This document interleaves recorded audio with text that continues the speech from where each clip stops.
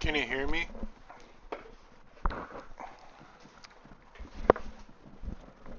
Can you hear me? It can hear me. What? Why is it able to do that? Can you hear me? It can hear me. What? Why is it able to do that? Can you hear me? It can hear me. What? Why is it able to do that? Can you hear me? It can hear me. What? Why is it able to do that? We're caught in an infinite feedback loop.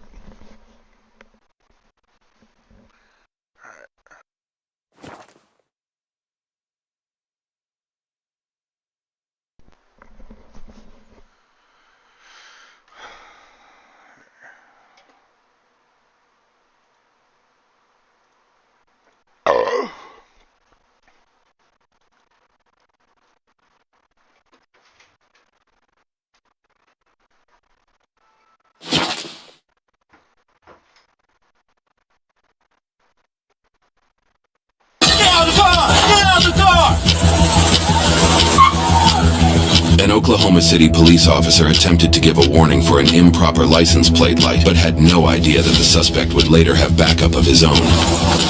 Hey, Mr. Johnson, you said you're armed, correct? Yes. With a handgun?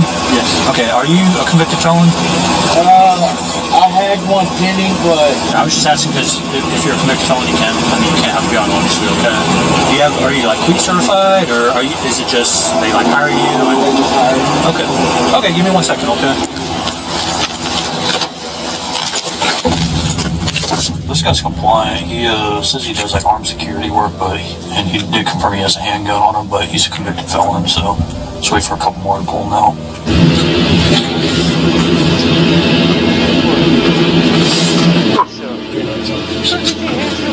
We're gonna have you step out, okay? Let me just see your hands, alright? We're just gonna have you step out, okay? Because you can't have a gun on you, alright? I mean, I can unclip it. Okay, It's on my belt. reach for it, okay? It's not loaded. Okay, that's fine. Go ahead and step out, okay? You're also a revoked driver, okay? So go ahead and step out. Revoked driver for what? Hey, step out of the car. Open the car. Why am I? Hey, step out. Just listen, okay? Step out of the car.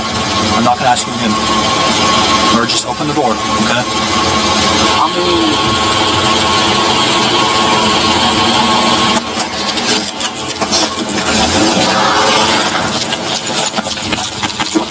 More than 60 seconds.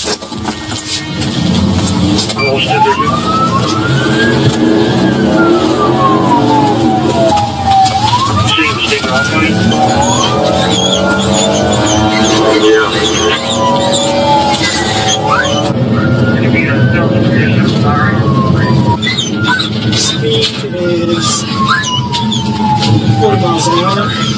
Going in the Valero. Heavy going southbound on Pitt.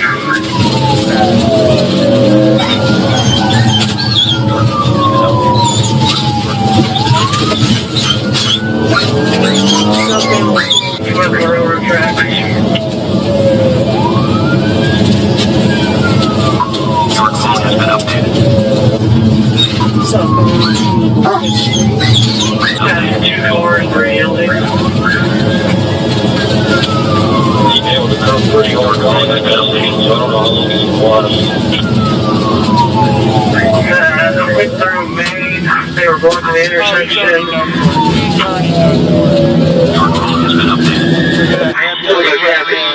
Units are blocking the intersection. He's reaching on the scene, guys. Be advised of this. Your call has been updated. Don't make bad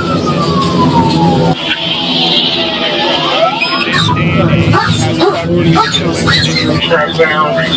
No traffic. You knew better than I am that. not going to go fucking code gun 3. I'm going to try to felon. get up here and block some intersections. This guy's an armed felon. Your call has been updated. Just the managing supervisor, we authorize and learning this. Your call has been updated. 774 is clear on that. At no more than 3, please. Speed is 40 miles an hour. Yielding. Still eastbound, no traffic. Speed's about 40. Just crossed Indiana. He's shooting at us. He's shooting? Bro, really? He's the shooting. Like, Yeah, he's shooting out at us. What is his plan? I don't understand his train of thought. That someone has when they do something like that. Speed's about 30 miles an hour, pick up on the railroad Like, track. obviously, you don't want to go to jail. Yeah, it looks like he's going to try to bail here in just a second. What is... Continuing northbound, still firing shots. 2 more shots fired. Alright, cross the railroad track. Be going westbound on, looks like 20th. Yeah, 20th Street. Can we authorize a couple more units unless he's shooting at us? Yeah, a couple more, but yes. Northbound Blackwater, he'll be coming back eastbound 19th Street. 95, show me this. Alright, coming back to McKinley, we will Your call has been be updated. going southbound McKinley. Your call has been updated. Southbound passing 20th, going back over the railroad tracks. Your call has been updated. Any luck on their one? No, no.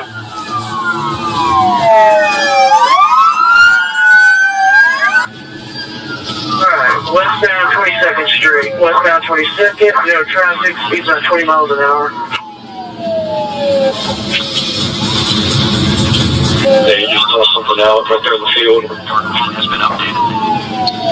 That car's really smoking. Yeah, it's not getting up over 30 now. Your call has been updated. Southbound.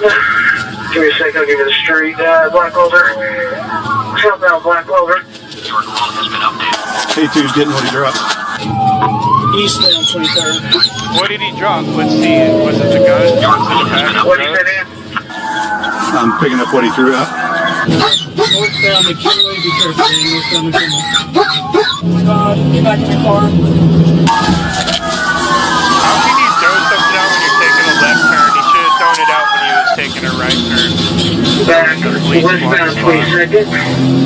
Even then, they probably still No probably would have seen traffic, it. only 2 cars out here. Speed's about 20 miles an hour. He's gotta live over here somewhere. Incident assigned.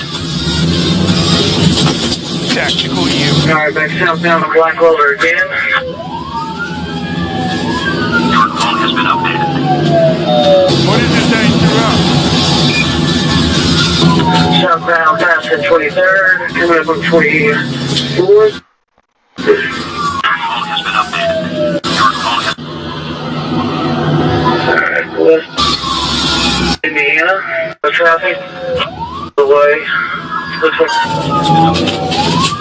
Your call has been updated.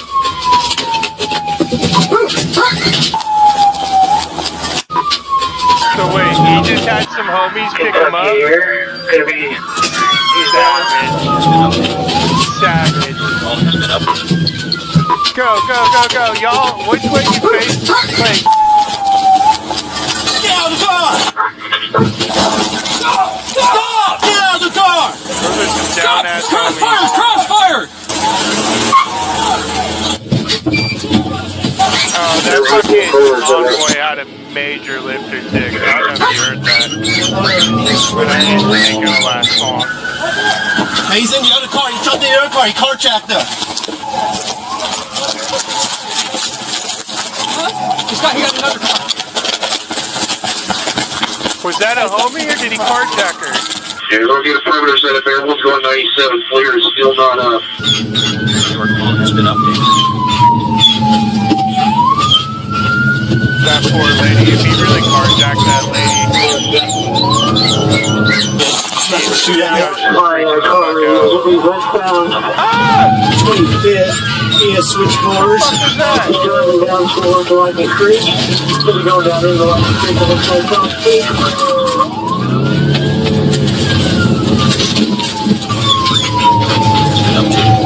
Coming out from Virginia from That dog wants some ass beat here. That shit. Ready to fucking charge. Quick to the back seat. Short lasers. Southbound Virginia coming out of 2960 going to go eastbound Spinach Street. Alright, eastbound 29th Street coming up in Virginia. We're gonna radio stem back out. Southbound Kentucky. lost your mind. Let me stop right here. You're doing good. You're doing This car, no traffic, speed 40 miles an hour. Your call has been updated. Flip a U-turn right now. Go, go, go. There you go. Good job. You're good after this. You're good after this car. Speed 60 miles an hour. No traffic. Officers are blocking intersection. It can become a danger to us just because of so many cars are involved. She dragging something underneath the car, so she might have messed it up going through the park. West turning to be northbound.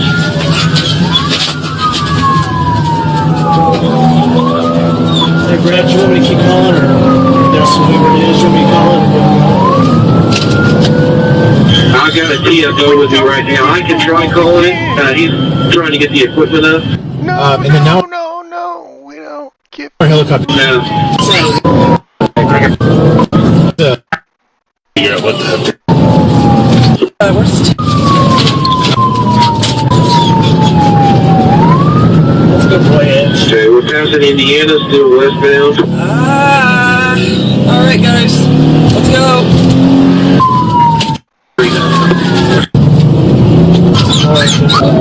Looks clear. Bound on. Okay.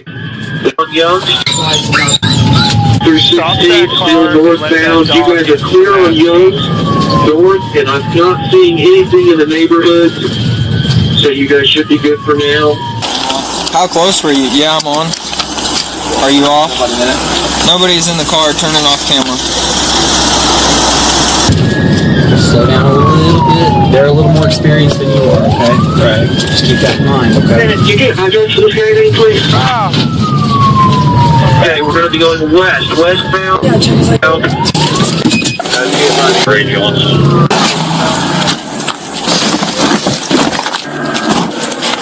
Sticks at 17. For every intersection, slow down because we don't... Slow down. Sorry. Go. We don't know if he's coming back, okay? Right.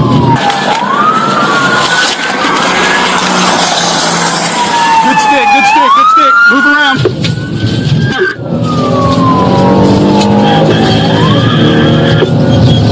I think they got the sticks. Good sticks at 17. Good sticks. Do not hit this Be advised, coming up at 12th and Villa still south.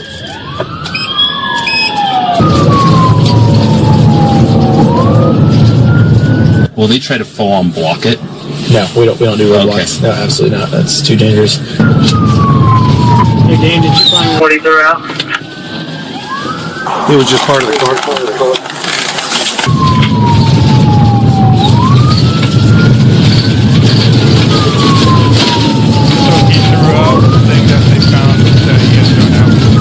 Okay, still southbound, crossing in front of Arrow Record. You guys are clear stuff. So He's trying to get home. I'm trying to call this. He lives right there. These guys get the whole department on there. Oh yeah. He's shooting at officers. So yeah. Southbound. southbound? Looks like we're gonna go eastbound First Street, Northwest First Street. No traffic. They're slowing way down. Okay, guys, clear is up, so if he does fail, we will have him up clear. There you go. Yeah, it's gonna get hairy in the flats over here. Eastbound First Street. Alright, both driver's side tires are completely flat. They're eastbound on First. They're right here. Coming up on General Pershing. We'll be going east, going across to Northwest First, coming out on 10 here in just a second, guys. Okay, you get stopping traffic on 10. You got the whole department, dude.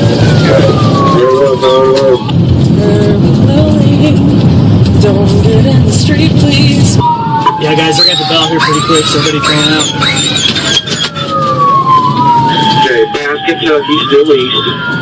They're digging around in the car.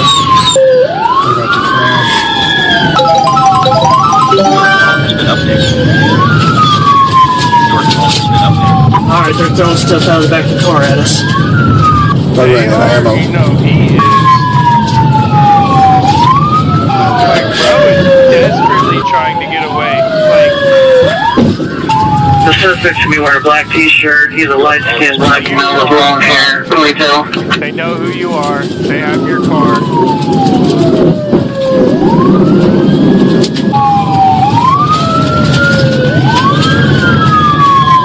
Okay, you're through Douglas. Once there's a car that's northbound, coming up on your next street. Crackhead ass motherfuckers. It's crackhead behavior.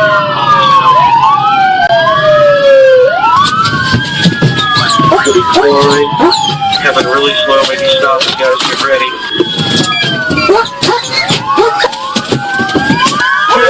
Hands up!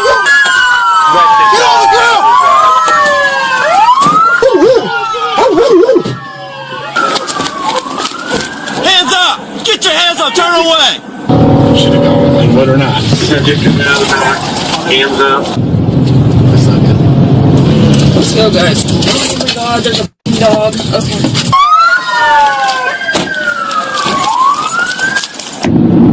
Oh my god. I did clip it. Walk back!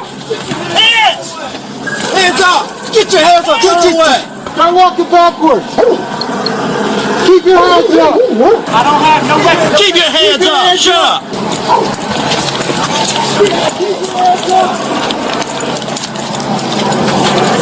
I got the card. Step back! Keep stepping back! Stop looking at me! Hey, back up, guys. Back up, guys. Step back. I got contact. Keep him coming back. Get down on your knees! Keep your hands up! Hands behind your back! I'll apologize for this. We're way past all of it. We're way past that. Your call has been updated. Hey, keep your hands up! Keep your hands up! You shoot at us? Look, I'm going through some things. Oh, so it's worth killing one of us over? No, I wouldn't. I swear to God. You guys ready for the passenger? Call the driver first. Driver! Put your hands out the window! Open the car from the outside and step up! My wife and my uncles in there, they had nothing to do. Well, guess what? They're going down just like you now. Hands up and step out of the car! Why is that? Because they just picked up somebody that was shooting at the cops and ran from us. Step out of the car! What a dumbass. Keep your hands up! Take 3 steps to your left! How would you put your family in? Watch the curb! Step up onto the curb! I mean, that's Yeah, just right here.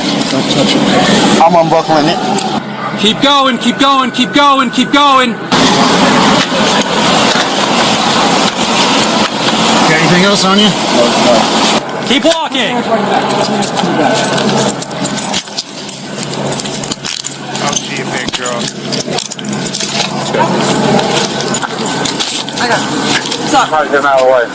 Passenger! Step out of the car with your hands up! Okay, third person's being called up now. Hands up! Turn around! Walk backwards to the sound of my voice! One of mine. If I can figure out which one it is.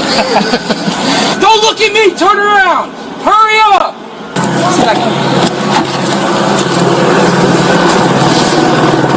My sister just got shot.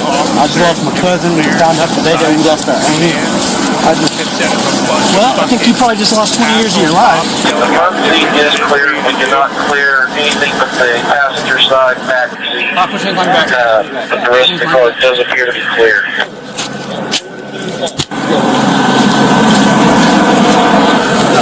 Y'all should let the K9 captain come to that man's side. Clear. Clear back here? Course clear. Course clear. You good? I thought that was I know. Especially when he hopped out. Yeah. Jesus Christ. Where's his gun at? Do you know? I really know. They're all supposed to be cars clear. Was this the driver? Yeah. Well, this was the driver from the Chevy Beretta.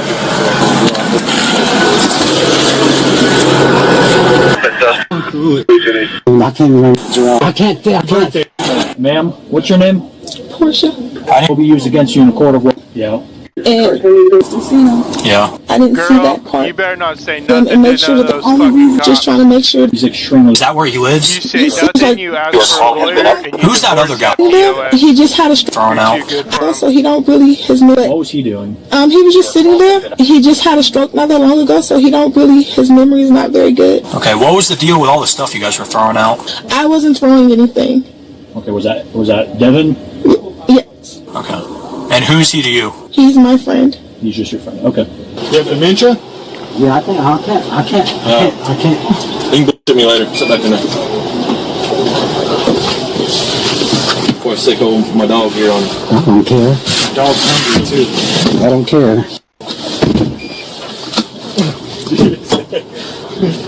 What is that? Yeah, that'd be him. Yeah, I apologize. No. You don't get to do that. I'm going through it, sir. I don't have 3 family members. So put us through it? You what? Because if I was not y'all, I would have shot He used against you in a court of all that. I didn't. my wife. Is that who? She's your wife, right? Yeah. Did he just have a stroke or something? Yes, sir. Okay, that's what she was saying too. So fell out like on the ground or something. Yes, sir. Killed tonight. Okay. Any other questions? But let me just say you're extremely lucky you weren't killed tonight. Okay. Shoot back at. Police report, Devin Johnson's firearm was later found in the street, in front of his abandoned Chevy, with 2 live rounds still in the chamber. Police transported his uncle Jerome back to his home without charges. However, Devin and Portia were booked at the Oklahoma County Detention Center. For her part, Portia was charged with harboring a fugitive from justice and endangering others while attempting to elude a police officer. She pleaded not guilty and her bail was set at $5,000. Later, she entered a plea deal where she changed her plea to guilty and was given a 5-year deferred sentence, with her first 75 days to serve at the Oklahoma County Detention Center. According to the Oklahoma Department of Corrections, she was discharged in March of 2024. According to court records, Devin was charged with 2 counts of shooting with intent to kill, 2 counts of assault with a dangerous weapon, endangering others while attempting to elude a police officer, and possessing a firearm as a felon. He pleaded not guilty, and his bail was set at $250,000. In February 2023, Devin changed his plea to guilty in exchange for dropping both counts of shooting with intent to kill. He was sentenced to 12 years at Oklahoma State Penitentiary to add to his already extensive list of previous sentences. At Oklahoma State Penitentiary to add to his already What's CDS? Controlled something substance. During incarceration. Oh wait, is that? Let's go. Shooting with intent to kill. He was sentenced to 12 years at Oklahoma State Penitentiary to add to his already. Oh, it doesn't. Post imprisonment, super unauthorized possession of a controlled substance on extensive list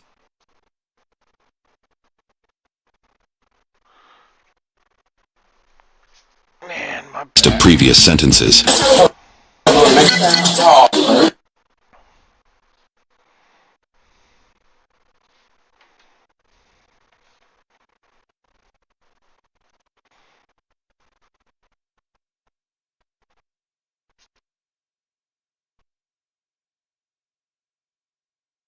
Are we done bouncing?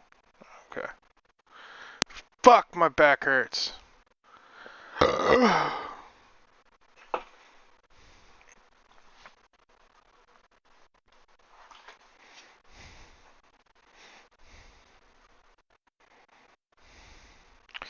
Armored truck robbery crew members found dead.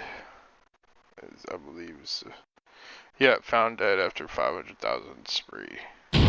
After pulling off 5 armored truck robberies in a span of 11 months and getting away with over $500,000 in cash, a robbery crew comprised of rival hoods starts to get greedy and are unaware of the mistakes that they made along the way. As the feds start to close in, the back door is seemingly open. Some members start popping up with bullets in their head, while others go on the run. And some rather have a shootout with the police before going back to prison. There's some people that are robbing Real armored cars Of course. that are coming out guns a-blazing. Oh, I know. Right? I know. Yeah. I don't think that's you. I don't think that's you.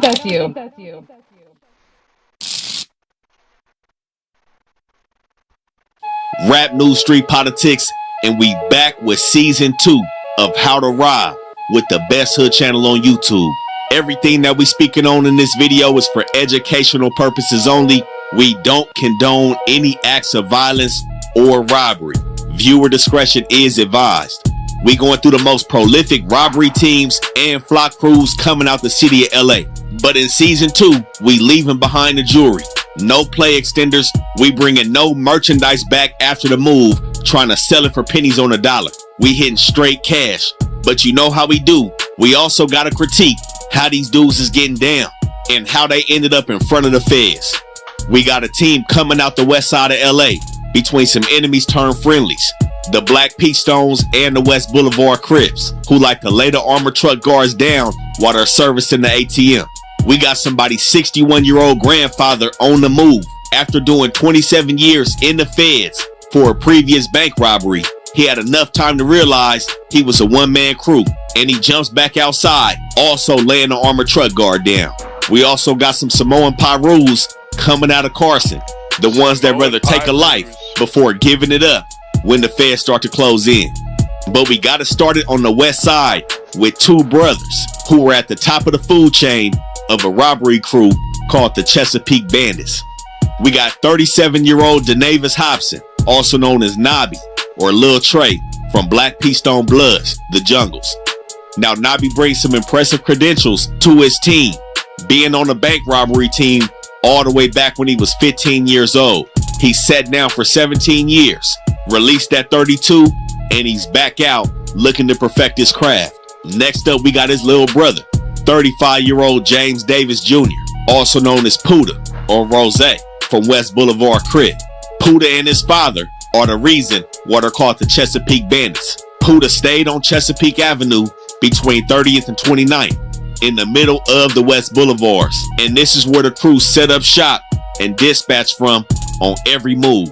Puda also brings some felony accolades, previously being arrested for ATM theft, receiving stolen property, and possession of burglary tools. Next up, we got another young homie coming out the West Boulevards, 30-year-old JD Young, also fresh out of a 12-year prison sentence. JD, who's also part of another clique inside of West Boulevard called ABM. He goes by ABM Jesus, and he's looking to play ball fresh out of state prison. Now, right next to JD, we got his right-hand man, 39-year-old Zeph Rocco from East Coast Crip. Now, Zeph also brings some impressive credentials to the team. Being convicted of second-degree robbery and carjacking back in 2005, he did a 15-year sentence, and he's back outside looking to run his bag up. Last but not least, we got 33-year-old D-Isaac Jones. Now, D-Isaac's gang affiliation is unknown. He stayed in the Nutty Blocks, but he's a barber and made his way to West Adams and found himself a part of this robbery crew. Now, with everybody part of the crew being convicted felons and ex-convicts, and with some of the members meeting behind the walls in prison, it didn't take long for the Chesapeake Bandits to put together a plan of action. And with the Central District of California being one of the most targeted places for bank robberies, with over 4,000 in the Central District alone in the last 20 years, this seemed like a safe place to start. But there's common misconceptions that go along with stealing from the armored money truck. Now, one argument that a lot of crews make is that when they hit the truck, the money belongs to the truck company, whether it be Loomis, Sectran, or Brinks. Some people have the misconception that this money is not property of a financial institution. But things get muddy when you decide to hit this armored truck while they're maintaining an ATM at a federally regulated institution. And this is where we find ourselves at 8:48 in the morning on January 24th, 2022 at the Westcom Financial Credit Union on Crenshaw and 120th in the city of Hawthorne. In the drive-through ATM, we have an armored truck driver, an employee of Sectran Security. He's outside of his armored truck and he's collecting cash from Westcom's drive-through ATM. As he's handling his business, there's a white Chevy Tahoe that's been sitting in the parking lot of Westcom for over an hour. Sitting inside that white Tahoe in the passenger seat is Nobby from BPS. The owner of the white Tahoe and the driver is his half-brother, Puda from West Boulevard. They've circled Westcom and they've waited for the Sectran security truck to make its rounds as it does every Monday at the same time. They've driven behind the truck, and they can be seen taking pictures from the white Tahoe of the Sectran employee as he's servicing the ATM. While Nabi and Puda are casing this bank in hopes to strike at this location, they're unaware of a Westcom employee who's the physical security analyst that just so happened to be at this specific branch on this day, has been watching them circle the parking lot for over an hour. This employee notices the pattern of the casing and calls the police. Unaware of this phone call, Nabi and Puda pull out the parking lot going west on 120th and then again northbound on Crenshaw, where they're pulled over. Now at the time, they haven't committed a crime. Police are not overly curious as to what they've been planning, but they do ask for identification. Both Nabi and Puda present driver's licenses with the Chesapeake Avenue address in the West Boulevard Crips. Police notate this address as both of their primary residencies, and Nabi and Puda are let go to handle their business. Now, casing a location and a potential target is a mandatory step, especially when it comes to these crews that's taking their craft seriously. But this specific mission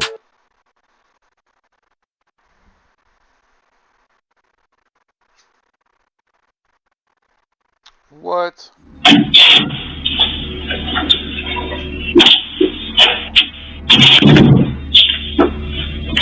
Right, nobody knows where your kids are. Something happened with them. Now's the time. There was blankets and they were like half stuck to the floor from rotten flesh and so forth. There's something really wrong here. What do you describe that smell as? It was death. I never trusted him. I can't do people killing their own kids. This shit.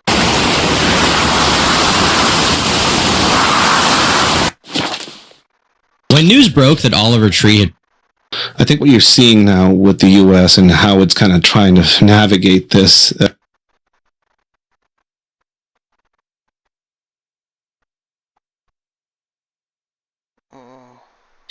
I've also saved a guy drowning one day and had a big shark circle us for 20 minutes. Why are you making, man? What's all wrong with him? When I picked him up and put him on my board, it just came out of the water behind him and just slid back down. Hold up. You have no clue. I told you that. I'm looking at you.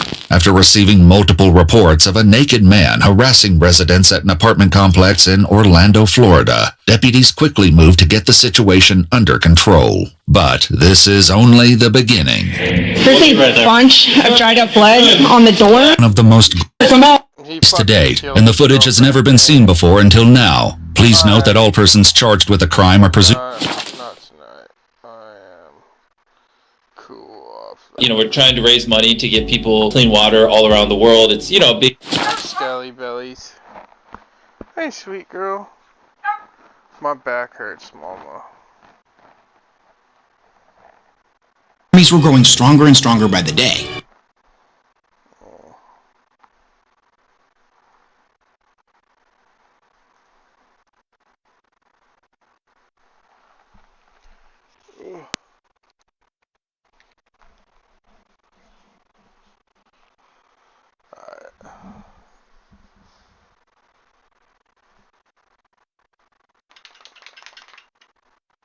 On July 17th. That's July 20th.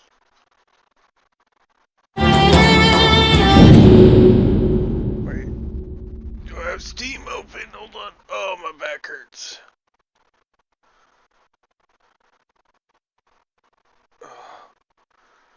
Steam. Ooh.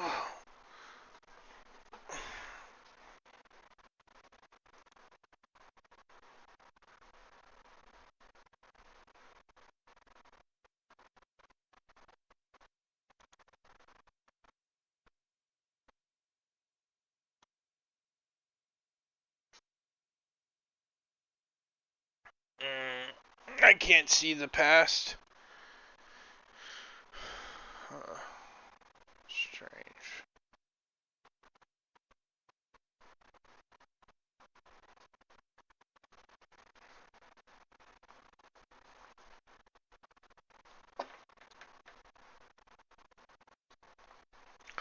Whatever.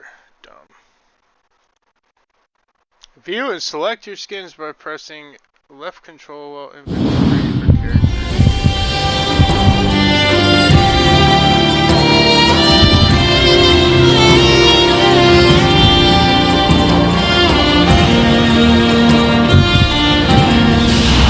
Why are you looking at me like that?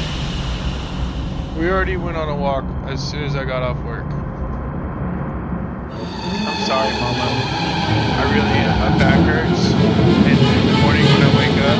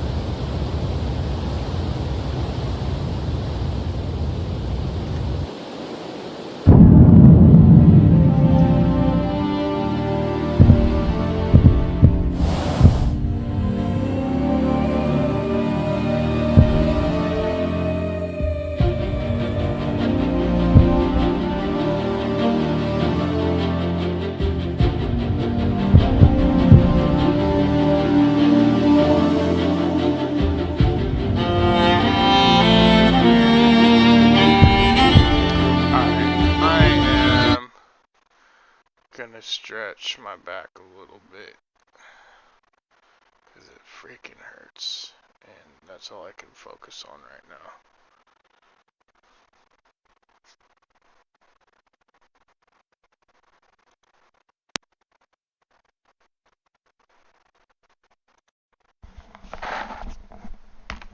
Shown here is a picture of a massive crocodile with a water buffalo in its jaws in the Philippines.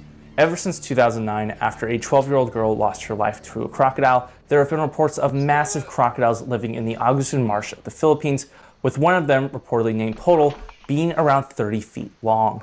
Shortly after the 20-footer lolong was caught in September of 2009, residents in the Agusan Marsh pushed for a permit for a crocodile to be caught that was said to not only be darker than lolong, but much larger in size. Not only that, residents believed that this larger crocodile was the one actually responsible for killing the 12-year-old girl in 2009. In fact, the mayor of the city, along with others, claimed that they saw this larger crocodile the same night during lolong's capture. A former member of the IUCN Crocodile Specialist Group, who was sent to validate lolong's length in November of 2011, even stated, "From the limited photographic evidence I was shown, lolong is not the only exceptionally large crocodile to be found there." On March 19th of 2012, it was claimed that this same dark-colored crocodile, exceptional in size, was seen swimming along houses along with other smaller crocodiles. It was also reported that during that same night, a water buffalo was attacked. On April 3rd of 2012, it was claimed that the same large crocodile was seen bumping against a large tree trunk. On April 6, 2012, they saw the same large crocodile again with smaller ones. And on April 16, 2012, they saw the same large crocodile attack a water buffalo in the same exact creek where lolong was caught. Shortly after these sightings, crocodile expert Mark Gonzwana, who was also involved with trying to track down Gustav, the famous Nile crocodile, placed several camera traps in the Agusan Marsh. And eventually, after a few nights, they did see a large adult crocodile in the area.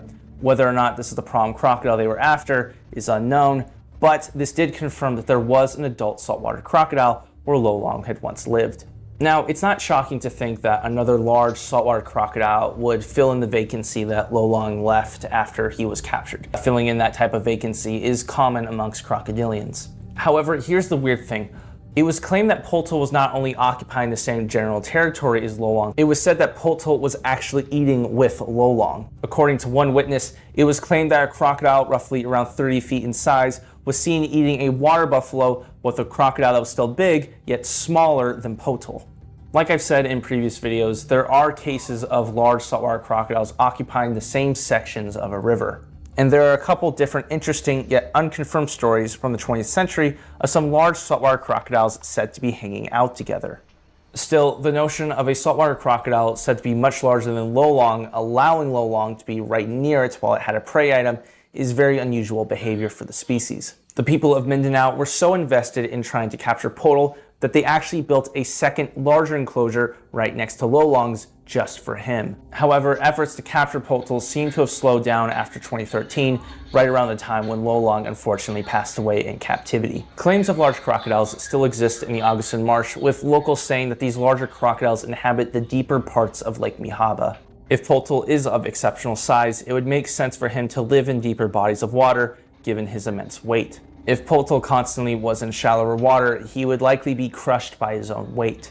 The pool being drained constantly in Lolong's enclosure so tourists and guests could actually see his entire body certainly didn't help his health, considering the fact he was over 2,000 pounds. Another interesting thing to note, which may explain why Potal isn't seen much, is that he may not actually go out onto land to bask. When I was interviewing crocodile expert Ron Whitaker for a video of mine, he told me that Lolong was seen basking by just raising his back out of the water, showing his back for an extended period of time, and then submerging fully into the water. It's entirely possible that Potal and other giant crocodiles, past and present, may be using this technique, allowing it to still get the sun and the heat that they need, but also remain hidden.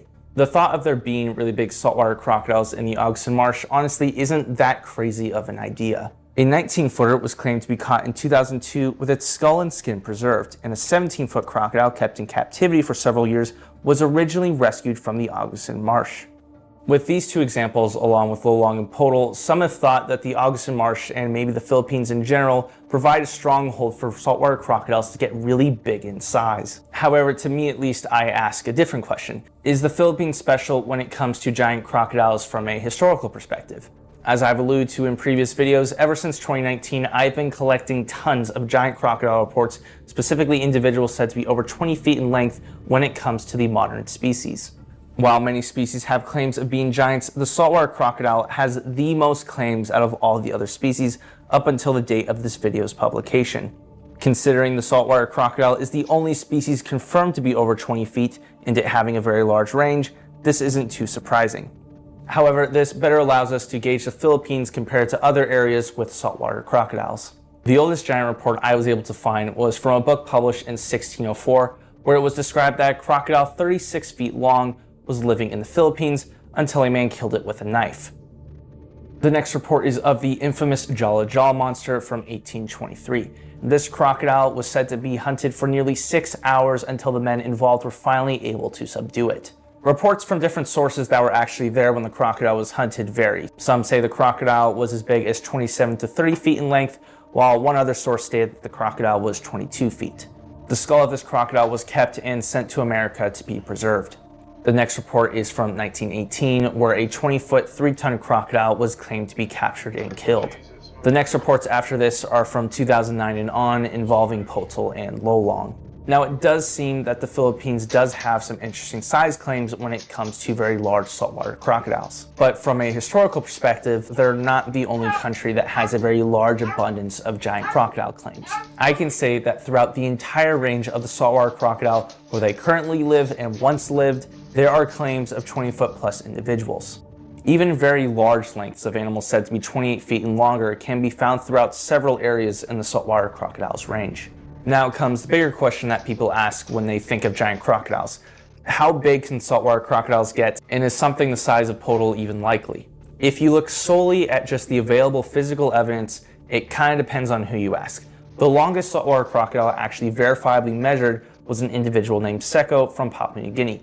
That individual unfortunately drowned in a fishing net, and his head and skin measured 20 feet 4 inches long, but given the fact that he was missing the tip of his tail, he's thought to be around 20 feet 8 inches for his true length. When we look at some very large skulls like this individual here, which is the overall largest saltwater crocodile skull on record, it's thought that 23 feet is possible. This is because it's been noted that very large saltwater crocodiles typically have a head length about 1/9 of the total body length. However, some individuals can have different ratios. Therefore, this crocodile here could have been a bit smaller than 23 feet. Based on an equation that I've been personally working on, which estimates total length within an 80 centimeter range from these very large saltwater crocodile skulls, a little over 22 feet is the highest measurement based on some skulls we currently know of. Even the jaw monster I brought up, whose skull we actually have, has an estimate considerably smaller than those historical claims. With this said, I do have some unpublished information on skulls that could indicate much larger lengths for the species, but I'm not going into more detail until I consult with more experts for that paper. When doing my research, I was able to sort of find information when it came to Potol's head size, but most likely it's a little bit exaggerated considering the fact this is a visual estimate. One woman who claimed to have seen Potol stated his head was almost twice larger than Lolong's, and its back had bumps as huge as coconut shells, unlike Lolong's, which are small. Considering some of the dorsal osteoderms of Deinosuchus, a genus with animals said to be around 30 to 40 feet in length, or around 5 to 6 inches long, her stating that Potol's dorsal osteoderms are around the size of a coconut shell is a very bold statement concerning this crocodile. As I'll go into in a bit, I don't really trust visual estimates, but just for the heck of it, let's play with this information. So before we get started, I thought it would just be a really good idea to put this in comparison with the two largest or longest saltwater crocodile skulls. And by longest, I mean the dorsal cranial length, which is from the tip of the snout to the end of the cranial platform. Now, this skull right here is of Goliath, or the Paris porosus. This is the largest overall skull for a saltwater crocodile, or Crocodylus porosus.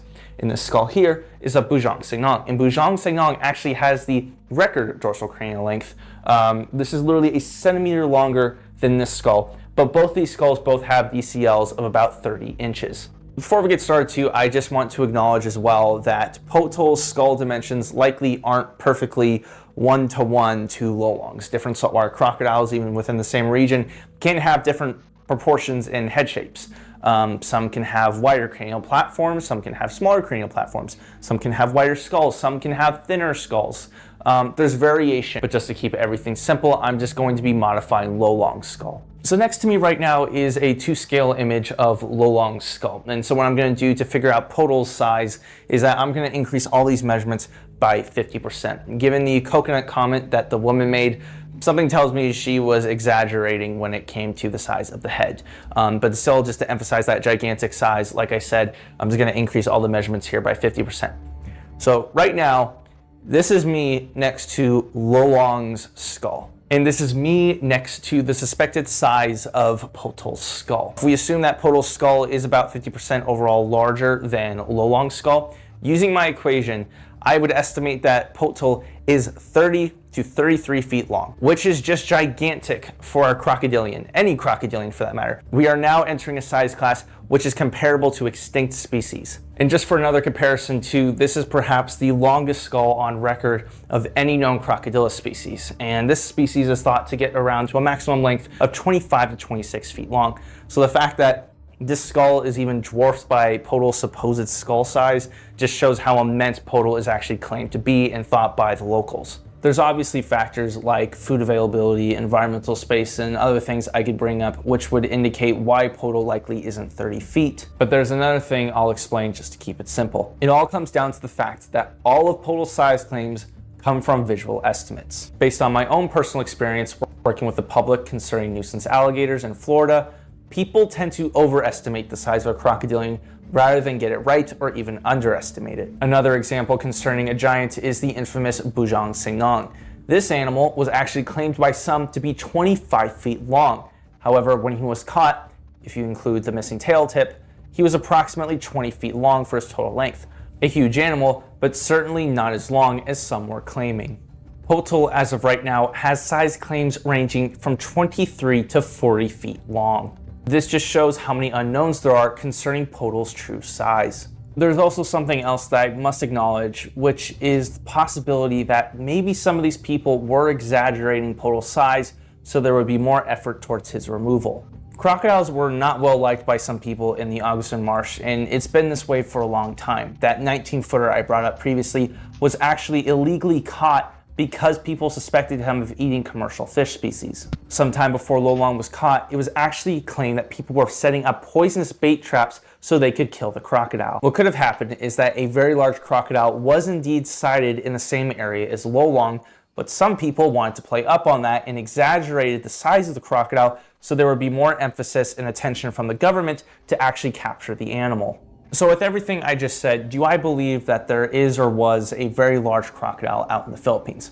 I certainly do believe so. I think given the fact that an expert claimed that there was a very large crocodile in the area after Lolong was caught based on that photographic evidence, along with the fact they were literally building a second enclosure for this very large crocodile, does give evidence that there truly was a monstrous-sized crocodile out there, at least over 18 feet in my opinion.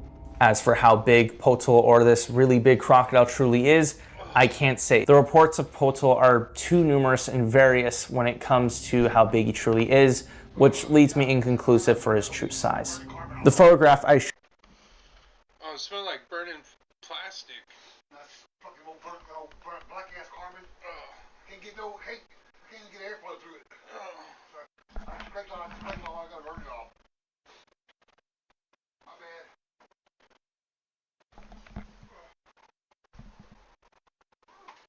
I was making sure your computer wasn't on fire. showed it in the beginning obviously shows a big crocodile, but for all we know, it's Lolong as well. Only time will tell if Potol is as big as the legend it's created.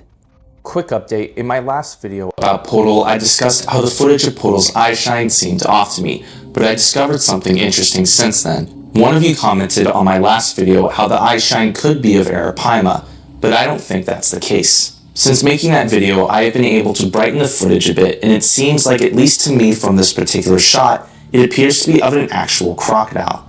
The reason for me thinking that is because right here at the tip of the snout, it appears to show a nasal disc, which is anatomically correct for a crocodile to have. Let me know in the comments how big you think Potol actually is. So many of you know about the current study I am working on about 20-foot plus crocodilians. Heck, the topic is pretty much the main thing I'm known for on here, but I need your help. I am finding some really interesting information pertaining to certain head measurements for at least a saltwater crocodile. However, I am currently working with a small sample size. What I am looking for are detailed measurements from skulls or heads of saltwater crocodiles that came from animals at least 10 feet or 3 meters long. I will have my email and Instagram in the description, and if you have any questions, feel free to ask. Thank you all for watching. To learn more about the animals you just saw, buy the second edition of What We Get Wrong About Crocodilians. It examines claims of giant crocodiles, World War II massacre, regenerating tails, alligators in the sewers, the record land speeds, and more. The book examines claims many, including experts, get wrong about these animals, and the second edition includes updated information, pictures, and more. Buy What We Get Wrong About Crocodilians, the second edition, in physical or digital formats. Link in bio, comments, or description to buy.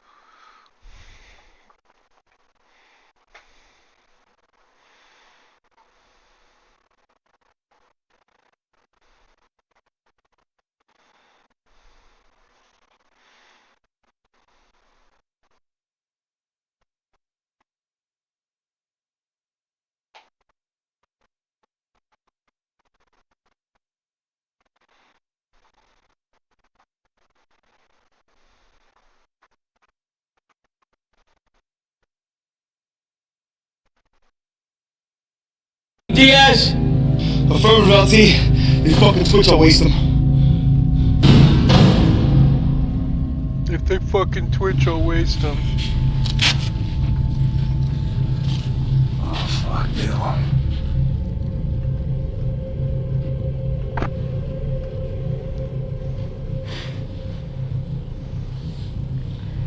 Here's great. got something going on with my throat. That's what my report will reflect. You can't handle my jankum. Open the yard door.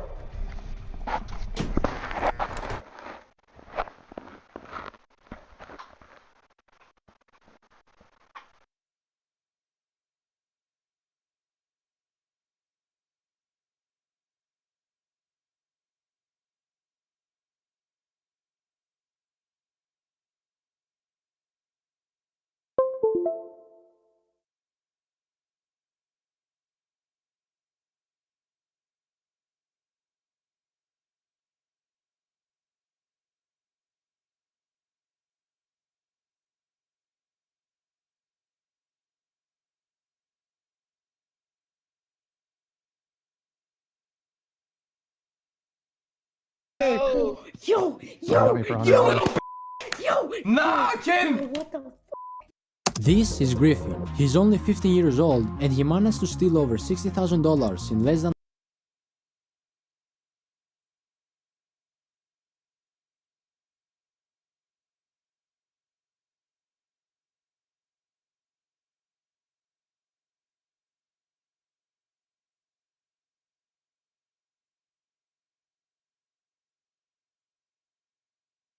Peak Avenue address in the West Boulevard Crips. Police notate this address as both of their primary residencies, and Nabi and Puda are let go to handle their business. Now, casing a location and a potential target is a mandatory step, especially when it comes to these crews that's taking their craft seriously. But this specific mission that Nabi and Puda went on was somewhat of a failure. Under no circumstances should they have came into contact with the police on this case. The security analyst for Westcom stated that they were in the parking lot for over an hour. That's the first red flag. No regular customer at the bank is going to be circling the parking lot for an hour, taking pictures at the bank while somebody is servicing the ATM. That was an easy irregularity to spot. Now, this specific parking lot has other businesses around it. There's a Starbucks here, other restaurants, but it's still not the biggest location. Sitting on top of the bank for an hour is a no-go. For educational purposes only, there's other vantage points that Nabi and Puda should have used to evade detection. They honestly should have spent no more than 10 to 15 minutes in the parking lot. SecTrans Security visits this location every Monday, Wednesday, and Friday. If they felt like they needed an hour, they should have broke that hour up into multiple days. But as we continue to follow the Chesapeake Bandits, this move right here could be costly in the end. But after the traffic stop, Puda and Nabi returned back to Chesapeake Avenue in the West Boulevards. They felt like this case was successful, and they began planning the actual move. And this is where we find ourselves exactly 2 weeks later, Valentine's Day, Monday, February 14th, 2022. The same SecTran armored truck driver is back at this location at the same time, shortly before 9 a.m. in the morning. He's back outside of his truck, servicing the machine, when he notices a white car pull up behind him. This white car is a Honda with 4 occupants that came to a stop on the other side of the ATM where the armored truck vehicle was parked, in the manner that the guard said looked suspicious. As he turns back to the ATM, 3 men jump out of the Honda and put an AR-15 to the back of the guard's head. They told him not to try anything or they gonna blow his head off. They meticulously waited for him to disarm the machine, and they watched him open it up, pull the money out, and put the money into his armored truck bag, securing the deposits. Now, along with the AR-15 style rifle, they also had handguns, and they stripped the guard of his pistol as well. Along with the pistol, they also secured approximately $100,000 in cash, along with a bag of check deposits. Now, in the midst of this robbery, an accident is made. One of the pistols accidentally goes off, with one of the robbers verbally saying out loud, "Oh shit," for the armored guard to hear. But after it was all said and done, the 3 suspects jump back into the white Honda and flee eastbound on 120th, and then making a left northbound on Van Ness Avenue. Now, with this first robbery, the suspects drive back to West Adams, and the police head to Westcom. When the police cut the surveillance video on, they saw how the guard was on his knees. They saw the white Honda, and they see how all of the suspects are completely covered up. But when they get the footage from the small camera that's located on the ATM, they find their first lead. While the individual with the AR-15 is holding the guard down and they stripping him, his shirt lifts up from the back and the tattoo is exposed. It's a distinct star tattoo on his lower back, and the ATM footage shows him bending down to grab the money, and detectives get a clear look at this lower back tattoo. Along with that, they begin to canvass the area, and they locate a Ring camera off 119th and Haas Avenue in the 11-5 neighborhoods. And at 8:34 in the morning, on this Ring camera, 10 minutes before the robbery, they find a white sedan matching the description of the Honda used at the Westcom Bank.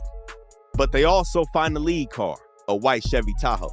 But with nobody being identified at the Westcom, the white sedan being a stolen vehicle, and them not being able to identify plates on the Tahoe right before the robbery, the police sit on their hands while the Chesapeake bandits are in the West Boulevards dividing up the money. But it didn't take long for that money to pop up in some flexing on YouTube. And on March 8th, 2022, JD, again, who also goes by ABM Jesus, makes his rap debut with All Blue Hunnids. But it's more than what meets the eye to this music video.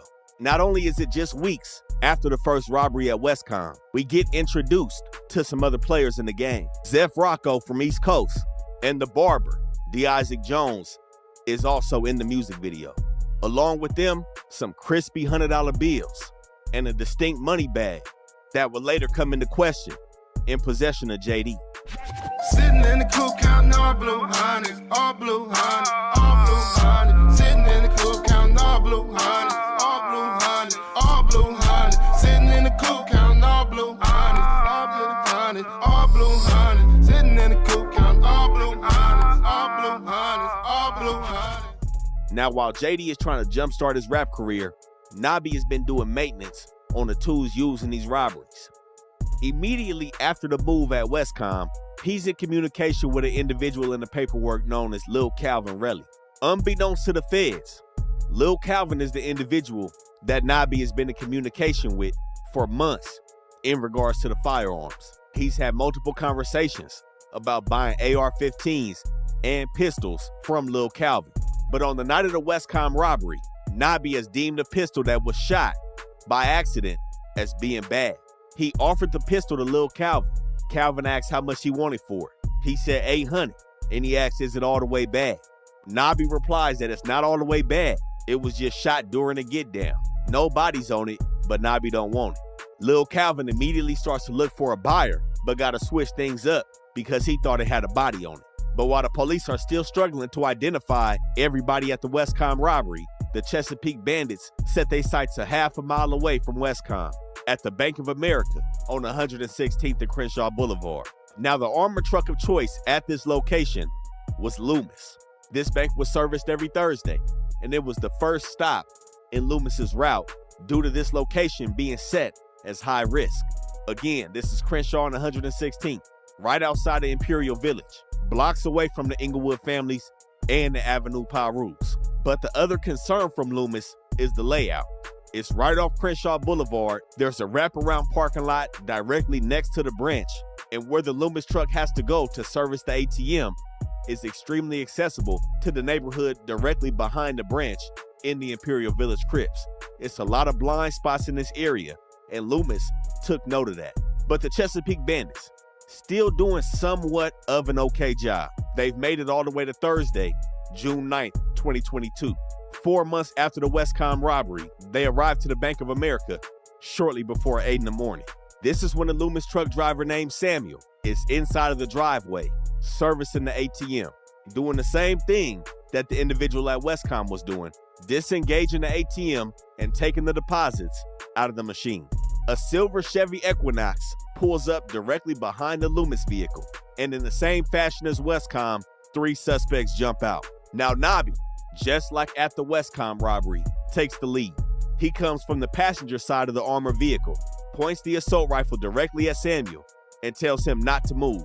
He then tells him to put his hands on his head, and he takes his pistol out of his holster. Nabi then takes the keys off of Samuel's keychain and unlocks the armored car for the other suspects to pop inside of it. And as the other suspects start to go through the truck, they realize the money seemed a little short. Nabi pushes Samuel to the floor and starts asking him where the rest of the money at before his teeth get knocked out. Samuel said there was no more money, and Nabi kicks him. And as the group runs back to the Chevy Equinox, they make off with $92,840 in cash. But just like the first robbery, cookie crumbs were left behind. Around 10 minutes after the robbery at Bank of America, police receive a 911 call at Century Park Elementary School on 109th and Spinning Avenue, just a few blocks northeast of the Bank of America. At 8 o'clock in the morning, a witness stated that they observed 3 males covered in black ski masks, black clothing, armed with a handgun and an assault rifle, exchanging a backpack. The witness also stated that the males were in a white truck and another white 4-door vehicle. Detectives then do what they did at Westcom, surveillance the neighborhood, and they come up on Ring camera footage. When they pop it on, they see yet again a white Chevy Tahoe, accompanied by the Chevy Equinox used at the crime scene. Now with this information, they head back over to the Bank of America and start reviewing that footage. They see the whole get down that morning. They also see how the bandits zip-tied Samuel while they ransacked the truck. But they took it a step further. They rewinded the clock back to the night before the robbery. And this is when they get the best angle, showing the plates of the white Chevy Tahoe that was occupied by Nabi and Puda when they were casing the Westcom Bank. Now this would be the Fed's first introduction to Chesapeake Avenue in the West Boulevards in regards to these robberies. And this is when they start getting acquainted with the Chesapeake bandits. Now with the Chevy Tahoe being registered to Puda, he immediately starts off as their prime suspect. Now as they lay eyes on him on Chesapeake Avenue, they realize that his build resembles that of suspect number 1, observed at the bank robbery at Westcom on February 14th, 2022. And this is when everything adds up for the federal agents in regards to them casing the bank 2 weeks prior. And their first plan of action, with the Chevy Tahoe now coming up 3 times, they put a GPS tracker on Puda's truck. But with Puda's West Boulevard ties and him not being alone when he was pulled over leaving Westcom on the casing, it didn't take long for them to start looking at Nabi. And by June 30th, 2022, 3 weeks after the Bank of America robbery, the GPS tracking devices installed on the Tahoe, and they began to match Nabi's build to suspect 2 at the Westcom robbery and suspect number 2 at the Bank of America robbery. As they begin to track his movements between June and July of 2022, they notice he's been driving a white Chevy Impala registered to his girlfriend who he was living with. They then apply to put a GPS tracker on Nabi's girlfriend's vehicle. But as they study the Westcom footage a little bit more, now that they're introduced to their main 2 suspects, they begin looking at suspect 3, who jumped out of the white Honda at Westcom. Now Nabi and Puda have an older brother by the name of Dennis Hobson, who's also from West Boulevard. In an internal federal email regarding the search warrants and the initial stages of this investigation, they state that Nabi's sibling, Dennis Hobson, closely resembles suspect 2, observed in the bank's video surveillance footage as being involved in the robbery. They noted that Dennis is seen in multiple social media posts having a close relationship with both Nabi and Puda. And the feds think this is a full family affair. But as the feds expected with the GPS tracking device, a day after they installed it on the Tahoe, Puda's in motion. At 6:36 p.m. July 1st, 2022, he's on Century Boulevard, what the feds say is casing School's First Credit Union. School's First is also going to be serviced by Sectrans Security, the same armored truck that services Westcom. A little over 2 weeks later, July 18, 2022, at 5:45 p.m., they follow Puda to a California credit union, also alleging that he was casing that bank as well. Now, after following Puda for the last few weeks, notice that he's going to multiple banks and has been at multiple banks. The FBI begins to subpoena his financial records. They subpoenaed accounts for Baxter Credit Union and his Zelle.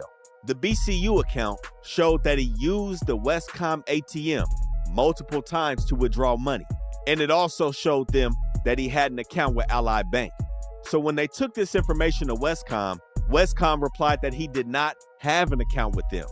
He was using his Cash App card to withdraw money from BCU out of the Westcom ATM. It also showed that he didn't have a Schools First or California Credit Union account, thus raising more questions as to why he was at those banks when the feds were following him. Now, as we see, the feds have become hyper-focused on Nabi and Puda. The other individuals of the crew have seemingly kept themselves hidden for now. But while this investigation is starting to open up, August 4th, 2022, Thursday morning, the Hustlers Casino in Gardena is robbed. Another armored security truck, but this time things didn't go off as smooth. It had the same MO as the Chesapeake Bandits. The truck had just arrived at the casino, positioned to pick up the deposits. When the two guards got out of the truck, they were approached by at least two suspects, and gunfire was exchanged. One of the guards was hit, and the robbers got into the armored vehicle, making away with over $1 million.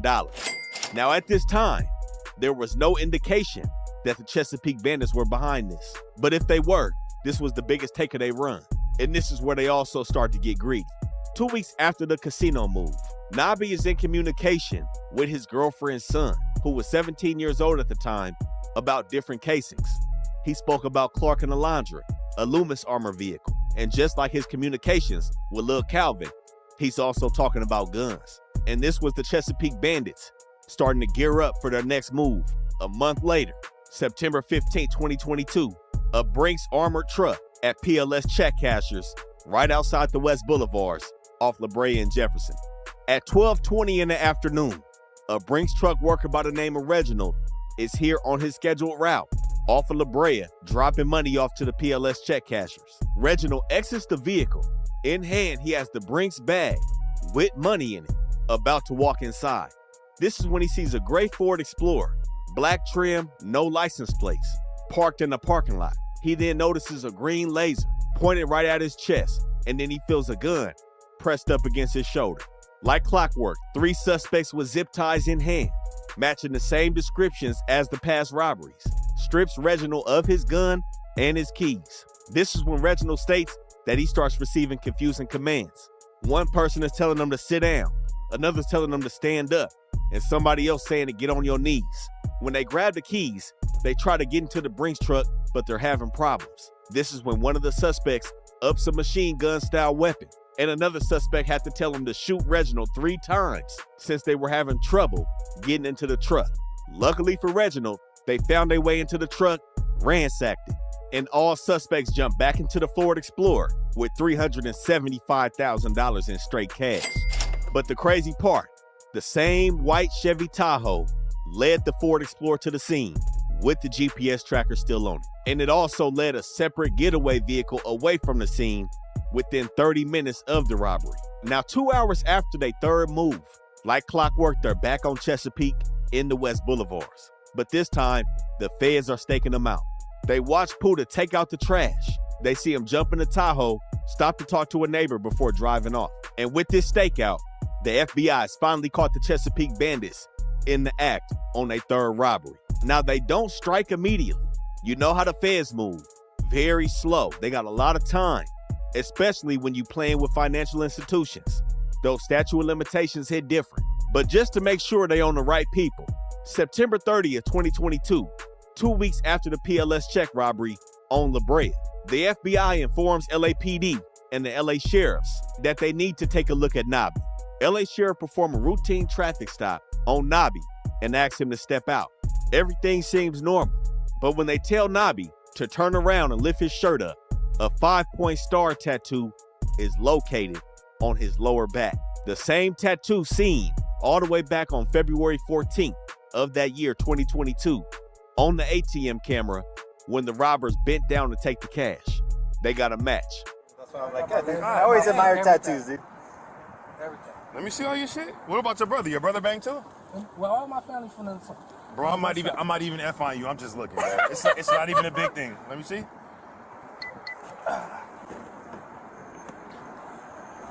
Blood makes sense. You bro? Your brother? Or Yes, homie? brother. This is my brother. What else you have? I'm whole body. God damn, bro. I just told him I went You to been in prison? I was about to say you been in prison. I did. No 18 shit. What else? years. Come here. Let me see. Let me see all your shit. I promise I'm not putting none of this shit on paper. Oh, dude, you're an SC fan? Yeah. Hey, none of this shit going on paper, bro. Let me see. Take your shit off. Cause I don't ever see people from fucking BPS over here. God damn, bro. Oh, straight up. Or pirates. Black Peace Stone. Black Peace Stone. Yeah. The pictures of Nabi's lower back are sent to the FBI, and they use feature recognition to match the surveillance camera image perfectly with Nabi's tattoo taken on his traffic stop. And on October 18, 2022, FBI, LAPD, Inglewood PD, and Hawthorne PD serve a search warrant on Chesapeake Avenue, as well as Nabi's girlfriend's house where he was staying at. And this is when Nabi meets the federal agent that's been chasing him down. Special Agent Elizabeth Cardenas took it upon herself to meet with Nabi when they kicked his door in. But she took it a step further. She got Nabi in the backseat of an unmarked vehicle and secretly recorded an interview between them. Okay, so I don't really want to BS you about why we're here. We're here because of the armored car robberies. Like I told you before, we're not only talking to you, we're talking to some of your family, at a couple other places. So I know, like, if your family's involved, you know, I know how that is. I want you to know that we're here because we had to take a lot of steps to make sure we were sure that we were at the right place, talking to the right people. So before I kind of ask you any questions, I just want you to have that in mind, that for a Fed investigation, we have to be very thorough. Oh, I know. You know, and I wouldn't Trust feel that. comfortable coming here and doing all that if I didn't feel sure that I was at the right place. I got you. So we do have enough surveillance footage, cell records, surveillance efforts, vehicles. Unfortunately, so today you're not under arrest. We won't be taking you, not because we're not sure, but because on the Fed side they make us kind of go through some steps. Oh, I know. Yeah, there's some people that are robbing armored cars. Of course. That are coming out guns a-blazing. Oh, I know. Right? I know. Yeah. I don't think that's you. Fuck no. I don't think that's you. Nah. I see that and I'm like, nah. That is the most reckless, very young, reckless. Very inexperienced reckless. thing I have ever seen. Very. Especially to get no money sometimes. But Chesapeake Avenue gave them everything they could ask for. A surveillance camera system that watched everything over the past year. And James Davis Sr., Puda's father, Nabi's stepfather, provided the FBI with the passwords to the camera. Now, the DVR system consisted of several cameras located at the Chesapeake property. The only caveat was that it didn't go back past March of 2022. So they didn't get the Westcom robbery, but they flicked it straight to June 8, 2022, the Bank of America robbery on Crenshaw and 116th. The night before the robbery at 11 p.m., the silver Chevy Equinox that was used at the robbery makes an appearance in the West Boulevards. It slows down in front of the house, and 5 minutes later, Puda emerges and is seen speaking with two unidentified males, one of them wearing a security guard uniform. The other unidentified male was wearing some Jordans, resembling those worn by Suspect 2 in the Bank of America robbery. At 11:59 p.m., the white Chevy Tahoe makes an appearance, and it drives off Chesapeake, followed by the Equinox. On the day of the Bank of America robbery, at 2:45 p.m., a few hours after it occurred, Puda pulls up in the white Tahoe, and he's wearing different shoes than the ones he left wearing, and now he's carrying a white plastic grocery bag. He goes to the backyard, placed the bag under a table, then he came back later and placed it carefully in a trash can. They popped the camera onto the PLS robbery off La Brea and Jefferson. September 14, 2022, 12:59 p.m. Puda again pulls up in the Tahoe. And later that night, the gray Ford Explorer, the vehicle that they jumped out of when they pointed that green laser. And on the day of the robbery, about 25 minutes before it occurred, September 15th, 2022, surveillance camera again shows Puda. And it also shows Nabi wearing black sweatpants and the same shoes worn by Suspect 2 in the robbery. Now on this day, they seen Nabi pull up in a white Honda Accord, resembling the same vehicle used in the Westcom robbery back in February of 2022. And 15 minutes before the robbery, it shows the Westcom Honda the gray Ford Explorer, and the Chevy Tahoe spinning off Chesapeake Avenue, which was 0.7 miles away from the target location. But even with all this footage, the Chesapeake bandits weren't done. Now, even though the DVR did not contain any evidence of this crew being on Chesapeake at the time of the Westcom robbery, Special Agent Cardenas still pressed Nobby in the backseat of that car. She boxed him in with irrefutable evidence that him and his people was behind that robbery. So I want to talk to you first about the February 14th Valentine's Day robbery.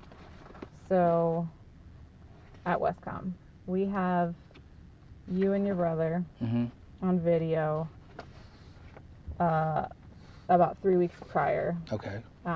You're taking pictures of the driver the same exact time that the robbery happens on the 14th. And the way you're talking to me about what happened with that other robbery, I'm like, damn, because I could see this happening again. And I'll show you why. That's your tattoo right there. That's your back. That's your hip. This is the surveillance video from the February 14th robbery. I'll show you the picture from...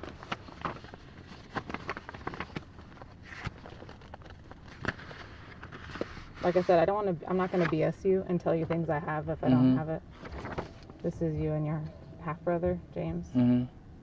He goes by something else. So, we're talking to him right now. We're talking to your dad. We're talking to your other brother. 3 months after the Chesapeake house is raided, we right outside the West Boulevards again, in the Biddy Stones, off Crenshaw and Obama. At 7:15 in the morning, a Brinks Farmer truck is doing its rounds. This is 1.5 miles away from the Bank of America and PLS check cashers. Everything is close by. When the Brinks truck employee arrives, an individual known in the paperwork as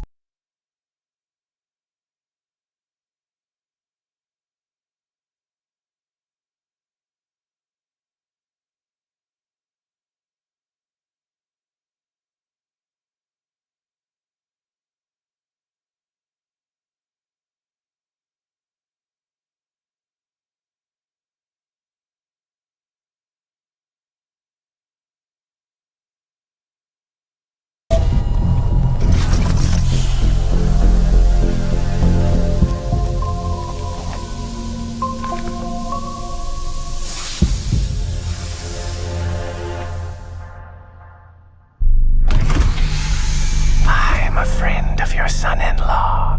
Come with me. How? Hurry, we don't have long before the proxy drones go back online. Oh, thank you, Night Jerry. Anything to help Day Jerry's family. He's a very special person. Ow! Hey, ow! Why? Nice, you got our Jerry back. Yeah, totally why I did that. Everybody in Rick's car! No, Morty, wait! Having a bit of trouble with your car, Sanchez? Not now, Gene! Halt! Daemanoids are restricted from the outside world! Halt!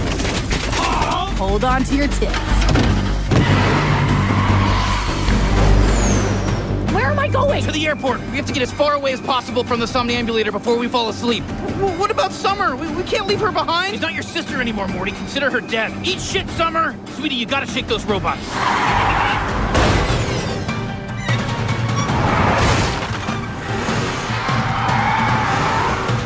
I think we lost him!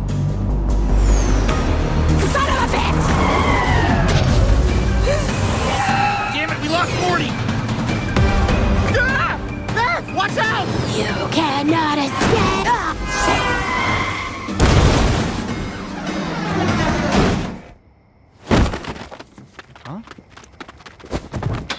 Scarborough, shoot everyone!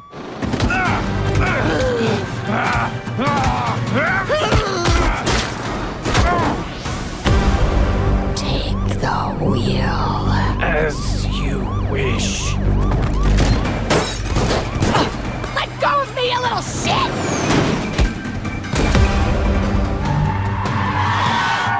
No!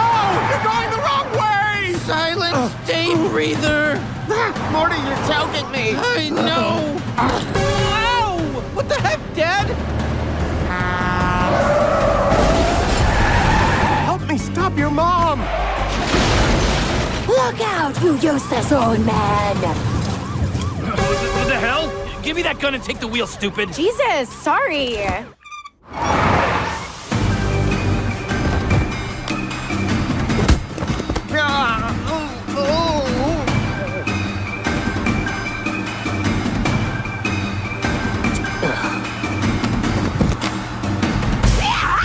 The Knight family's trying to make us go back home. You gotta turn around.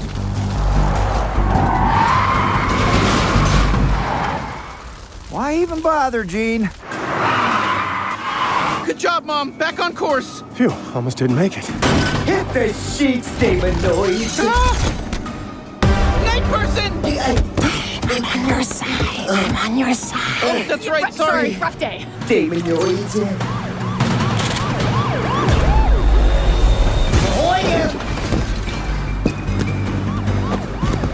Come on, jump.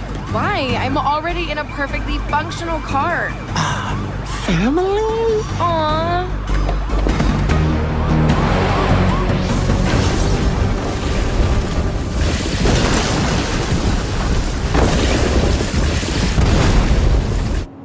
Everybody awake?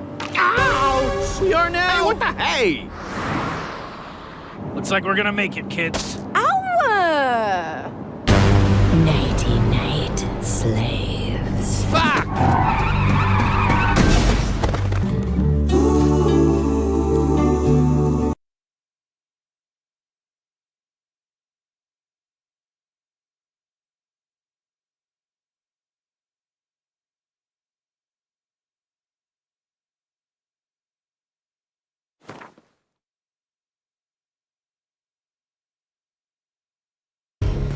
G'day, mate. G'day, mate. Just this? That's 200. Oh, Ali?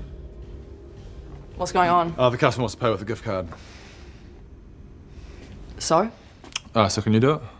Okay, but I'm gonna show you so you can do it next time. Oh! Rowan, you need to learn how to do this on your own. Why? Because one day another customer's gonna come in with a gift card and you're gonna have to do it and it could be my day off. I'll get Britt to do it then.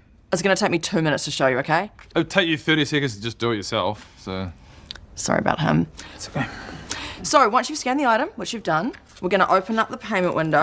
Ali, can you just do it? You're so much better at, like, gift cards and stuff. I don't think I'll be able to do it as good as you. Oh, yuck. It's a literal gift card, Rowan, okay? It's not rocket science. So, we've opened up the payment window, and you're gonna type in 200, full amount charge, 200 to the card. What, so do I use the keyboard? 2 0 0 0. Oh, I've put in too many zeros. How do I go back? Is this gonna take much longer? Sorry, it's just that Ali's normally the one that does gift cards. I can't remember how. Okay, fine, Rowan, move. I'll do it, but you have to watch me so you learn, okay? Yeah. All right, so we've typed in 200 to the payment window, and then just like any other payment, we're gonna swipe it like that, and Rowan, What? you're not listening to anything I'm saying. Yeah, because it's boring. You know, you're a literal man-child. Do you know that? I'm a man-child. Yeah, Oh, a monkey. Look, you could figure out how to do literally this. just do it. It would take you 30 seconds to do it. I don't know why you're trying to do it. You could just do it. It would take you literally I'm so sorry 30 that this seconds. I don't know why. idiot has wasted why? so much of your... It doesn't matter. Good one, Rowan. He's gone. Well, that's your fault. I don't know what you want from me. Hey. Hey, man. Just came in yesterday and I'm wondering if I can exchange this for some store credit, please. Ellie, can you do the, I don't know, it's a store credit thing. Can you, Did you just say store credit? Yeah, if that's all good. Adam! And then we're gonna type in... We're gonna start there. Oh, do we suck? Not my script. That's not my script. That's not mine either. Thank you. Whose script? What's the name on it? It's not okay. Yeah, what's it? There's no need to check. There's no need to check the name. What's wrong? But whoever it is should be ashamed of themselves.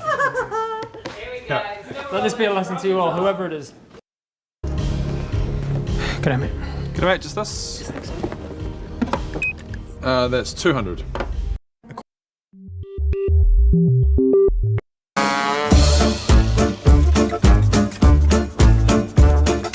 Welcome back, folks.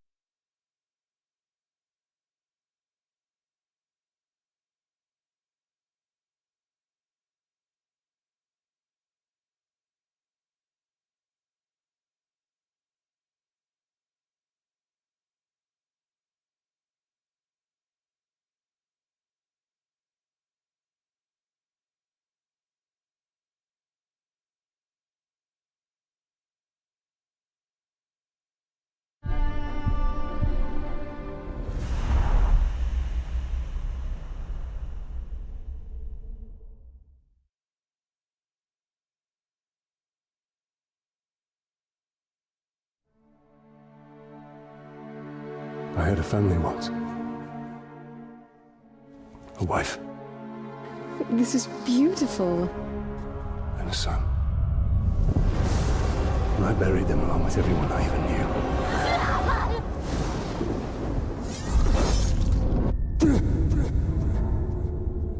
What has happened to me? Am I dead? You are banished from death. Cast adrift between the worlds of light and dark. We are bound together, Talion. My life and yours. Who are you, Wraith? I shaped the history of Middle-earth. I crafted the Rings of Power. Celebrimbor, greatest smith of the Second Age. Sauron deceived you into making the rings. He tortured both you and your kin. Perhaps that pain was not in excess. I should have died with my family. I thought you wanted revenge.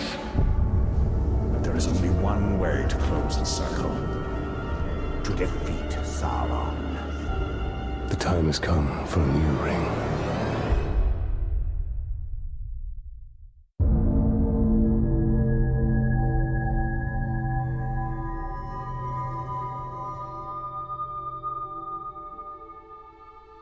The world of men is ending. I have seen it. I have felt it.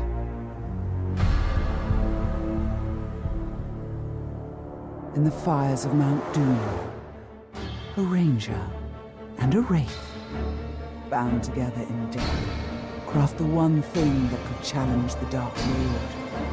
A ring of power. Power can blind those who seek it, and even the strongest bonds can be broken. The future I have seen cannot come to pass. Celebrimbor. Death calls to you again, Ranger. How do you answer?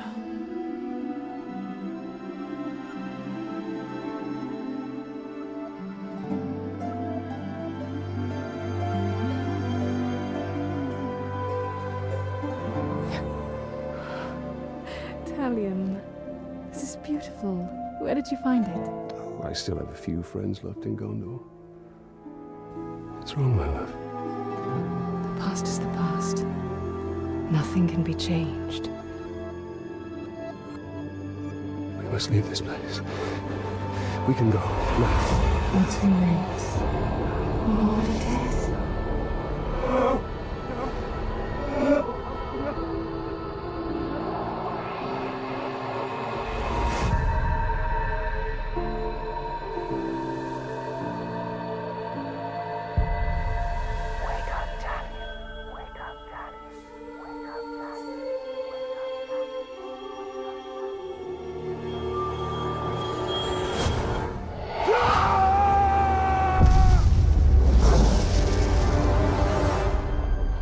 The Wraith calls to you.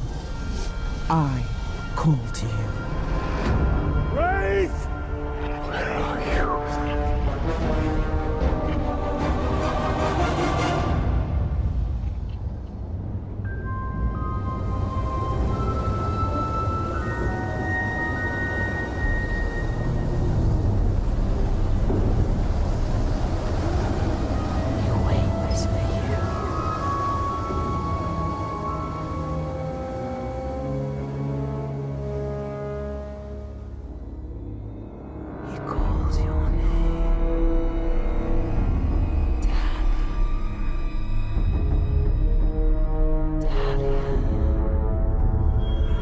Celebrimbor.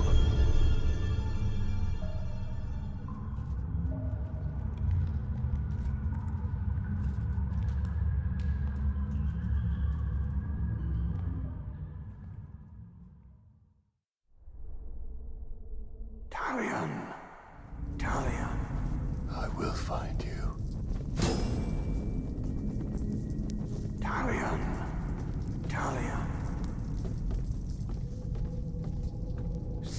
Spider here, spider there. One of these things looks at me wrong, I'm gonna... You need to keep quiet. You wait. But for how long? These orcs are powerful. I'm going to kill him. That's what I'm going to do. We must defeat her.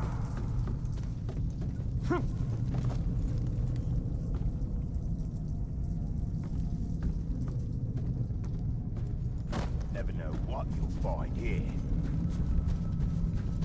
See the rain.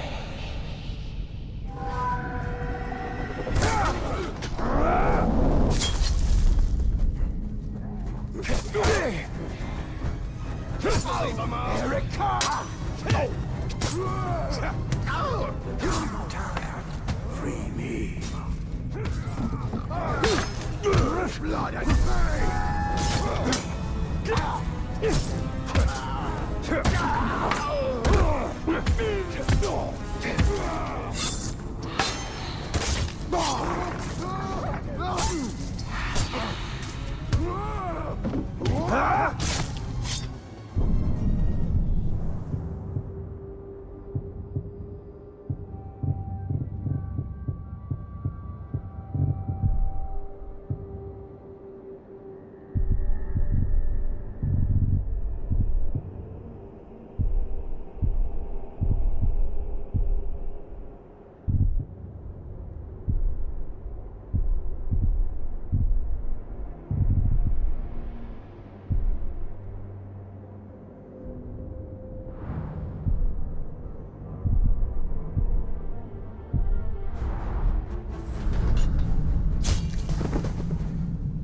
It's clear.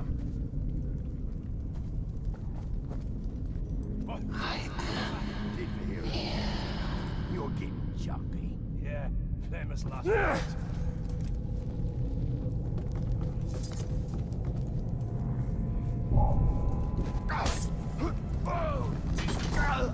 You've come far. Give me your program.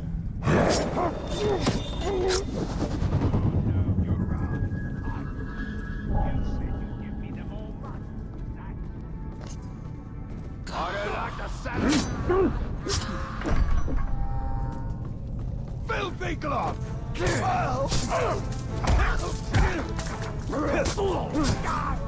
clear.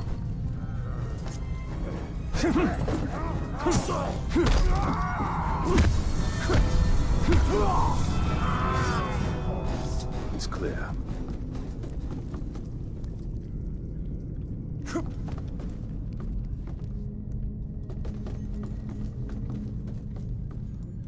Been too long since I've been in the fighting pits.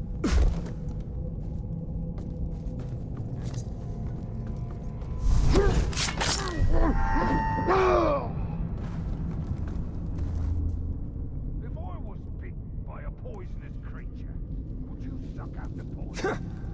What blood brothers are for. Don't go asking me for favors like that.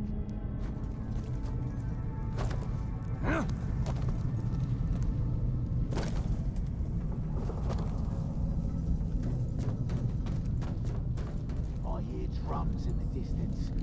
Or are they just in my head?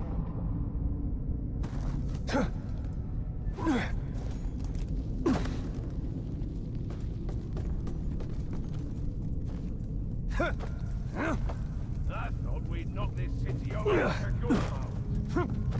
What makes you think we still won't? They got this grave walker now. He's trouble. I'll stop.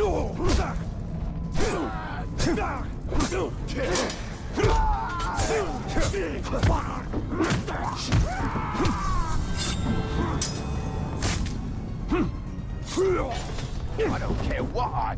It's clear.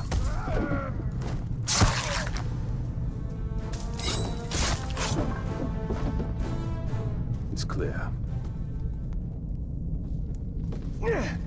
What's the best way to rise in the hierarchy? Slaying enemies, following orders. If that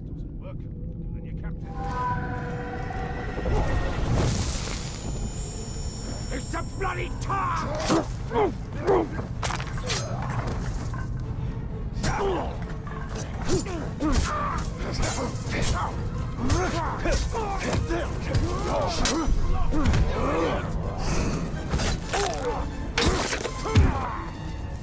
You bleed!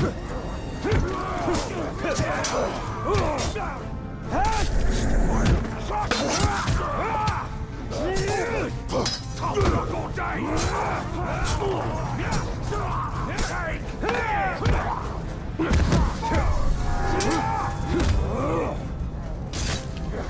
Get around his way!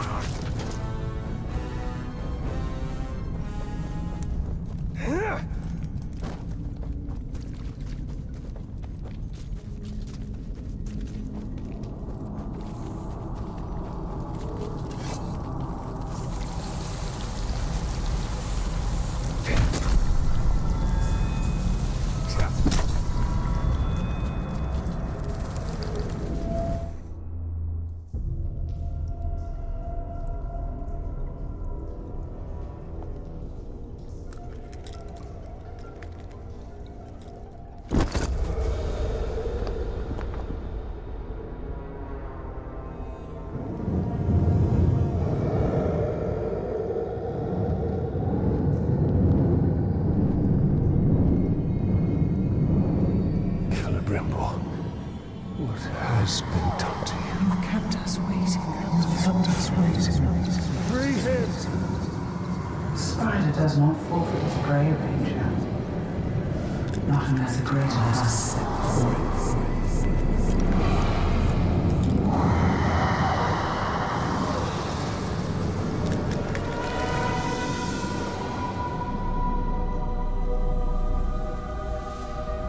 I called you here for a reason.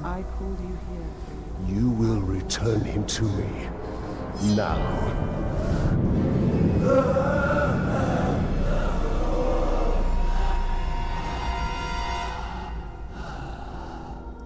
You are brave. For a man. But it is not your sword that will save him. How much are you willing to sacrifice? To suffer. I have given up everything. Not everything. Not yet.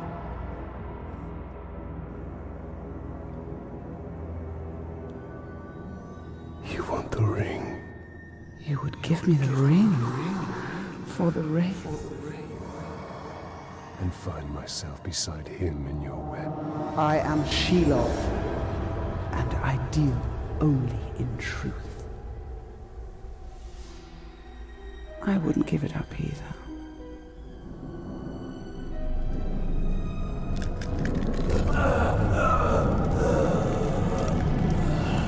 Wait. Time now!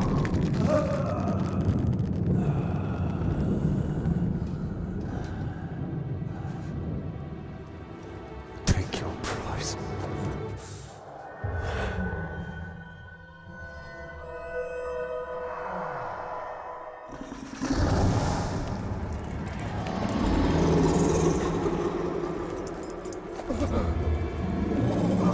I'm impressed, Stranger. He must mean something to you. Go to your puppet before he dies.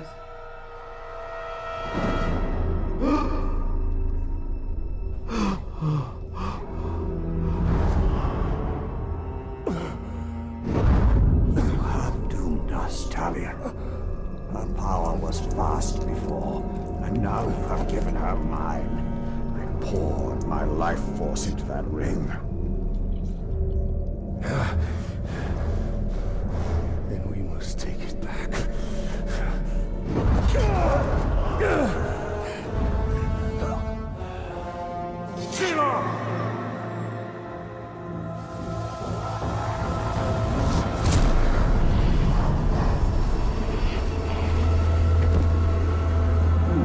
came to fight is not here. The ring is lost. So look to Minas Ithil and the Dark Lord's armies that surround it. Look to the Palantir. Sauron will not stop until all of Middle-earth is dominated. The Palantir must be protected.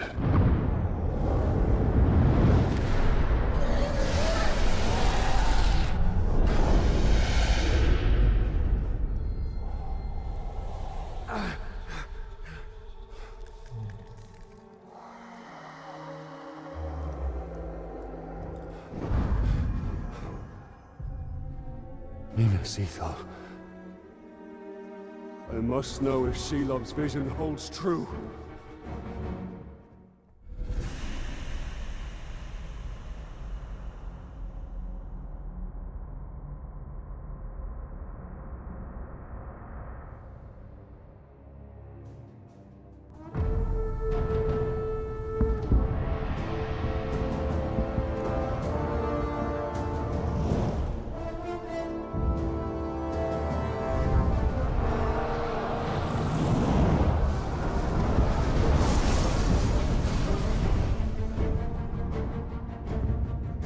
The spiders showed us the truth. Gondor's last fortress in Mordor cannot fall.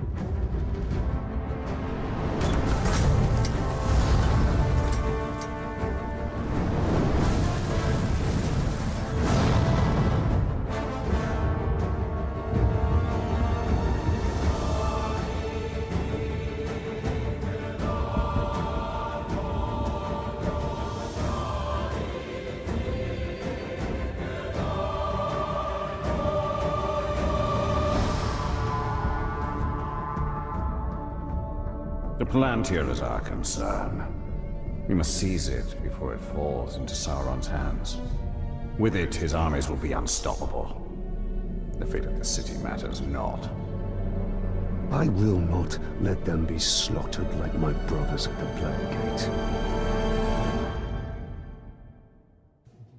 We need to do something. Taking out the captain should buy the Gondorians some time. And they could lead us to the Palantir. We must find a worm and make him talk.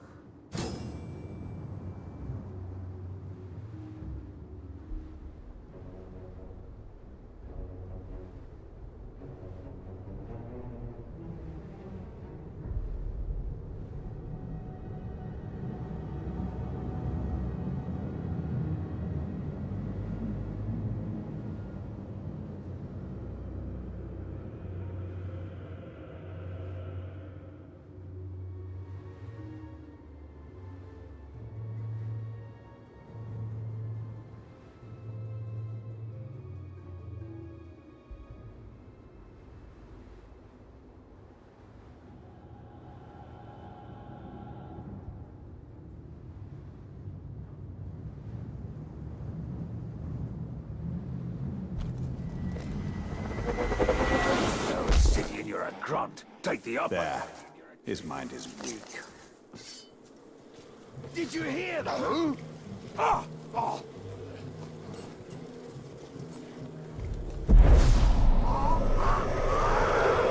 Who leads the search for the Palantir?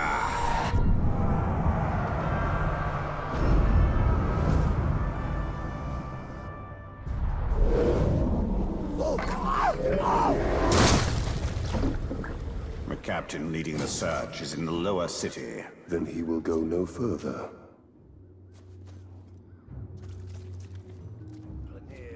Palantir. What do I know about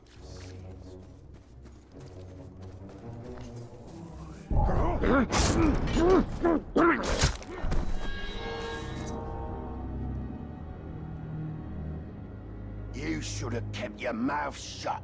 Now we're stuck back in the rear instead of where the fighting is. Not to me. Didn't march to the...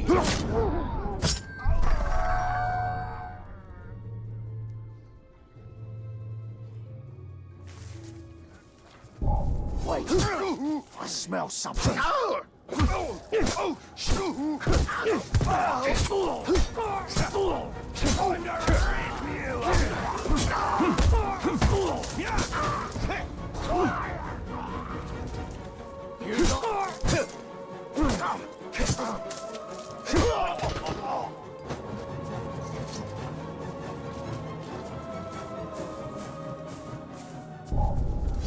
Wait! I smell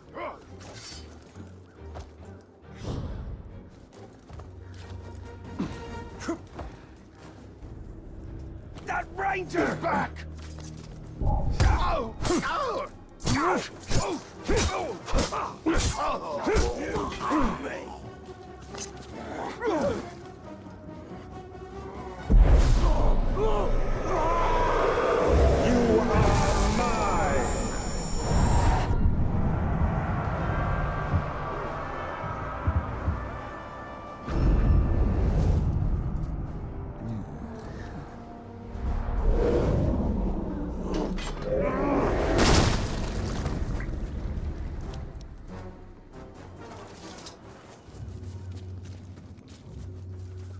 If you throw a human in a barrel of grog, will that make it taste better or worse?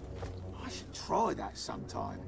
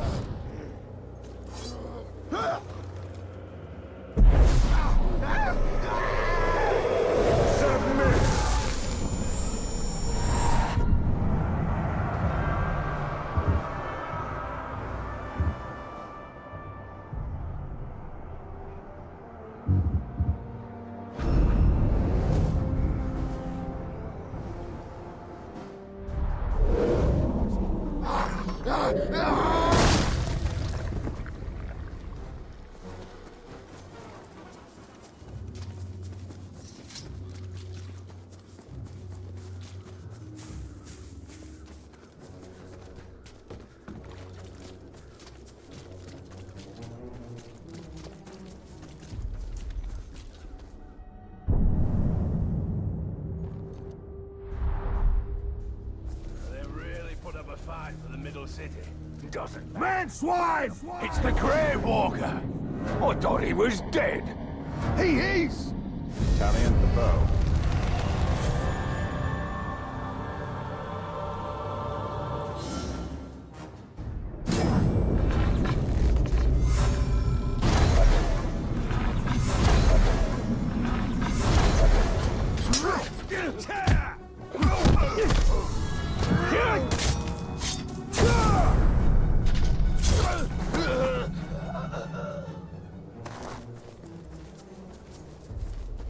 It doesn't look good for the Gondorians. We have to help. The Palantir is a powerful artifact.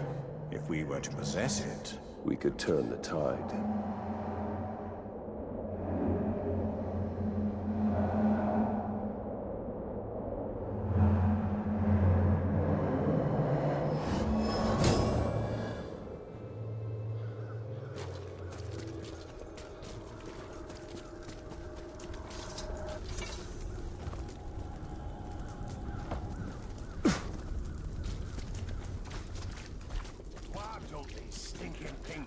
Know when they're beaten.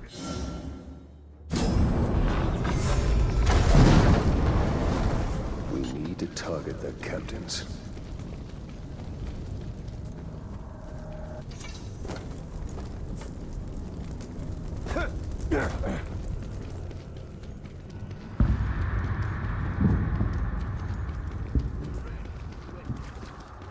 He's close. the Wraith world will reveal his presence.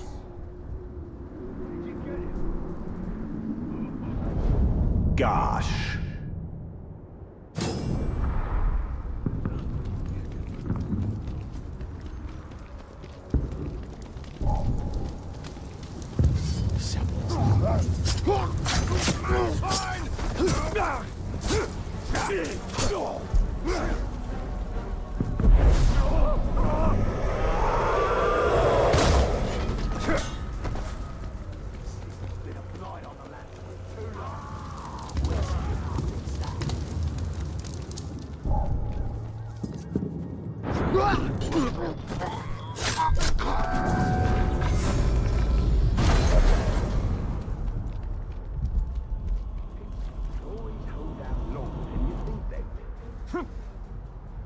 Don't say that. It's round and it's blue. They call it the star.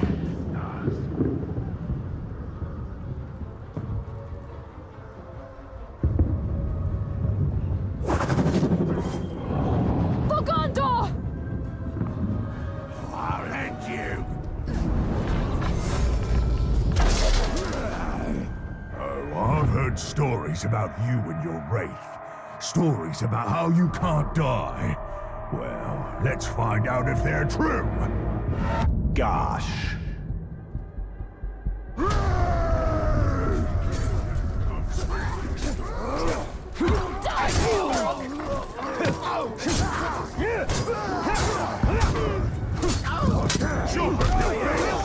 I will avenge my brothers!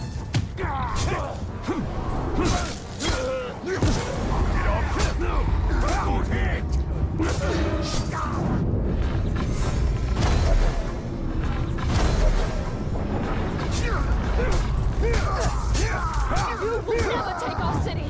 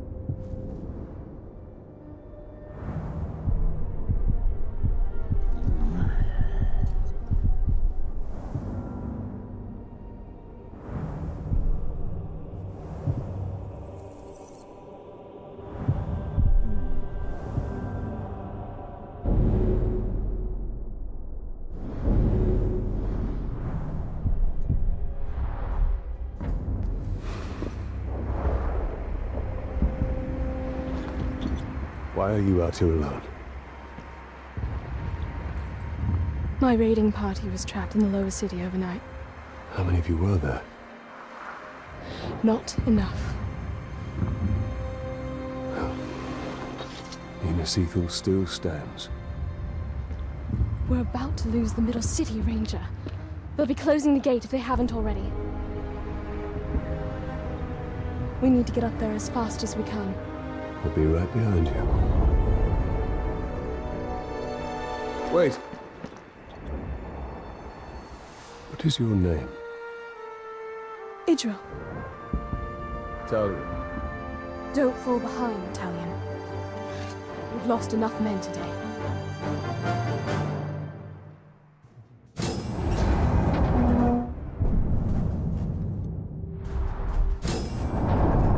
Do you hear that, Ranger?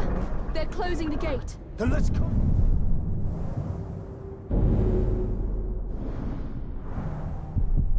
Path up there. Sergeant Tarandor's going to need our help. Let's move.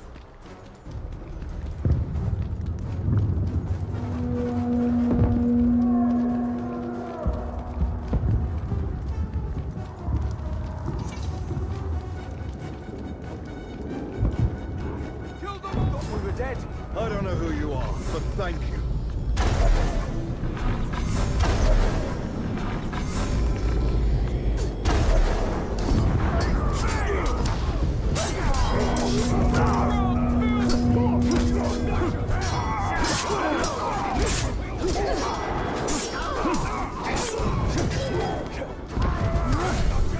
Harry will need our support. We can't leave him out here. Never take this city.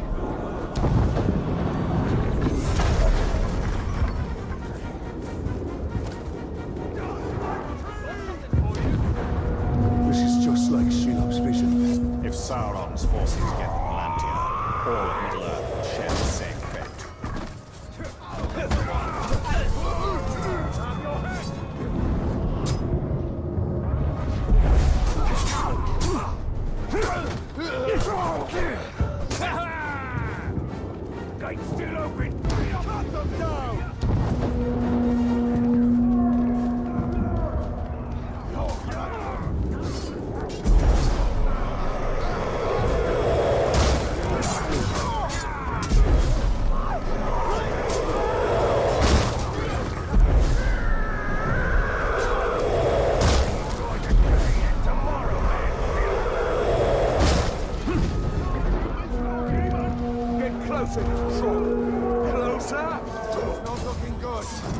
good for weeks.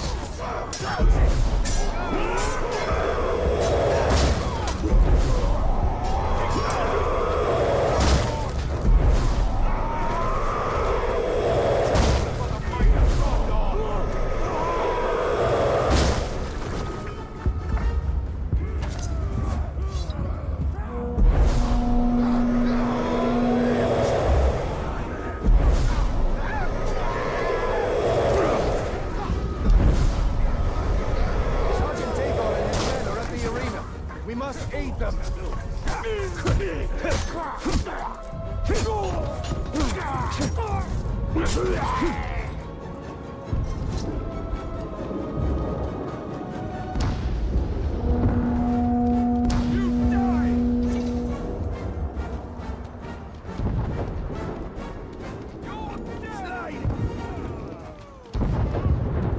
You came here to die.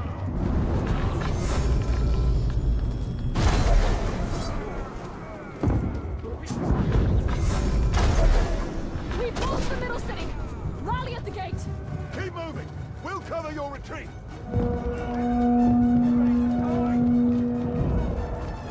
Fall back to the gate. The middle city is lost. Yes. Die, Manfield. You made a mistake coming here.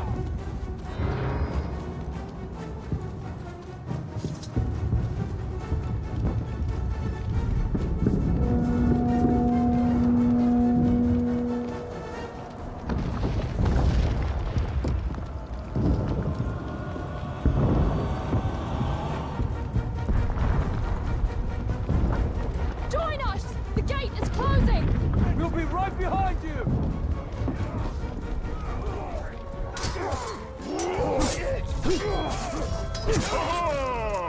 Die, Trump!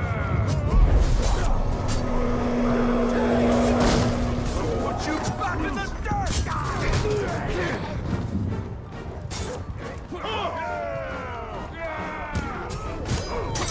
The middle city is lost! We're pulling back! Go! Go!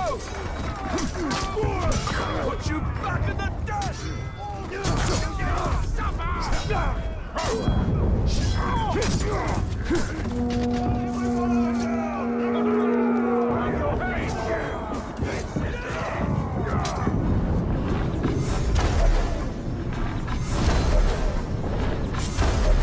Sergeant Dagon, we're pulling back. The middle city is lost. Not before we finish these filthy trucks.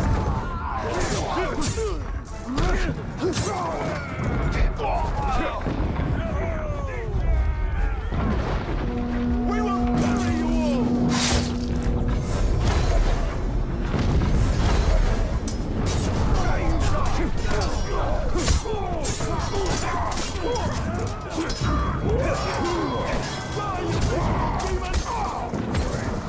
They're sealing the gate! Move out! Move out! You made a mistake coming here!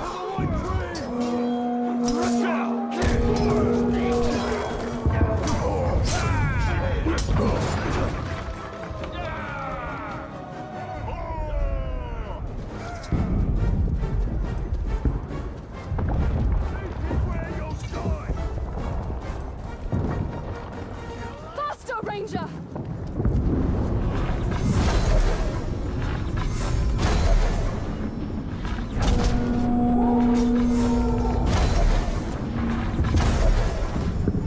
Die, you miserable demons!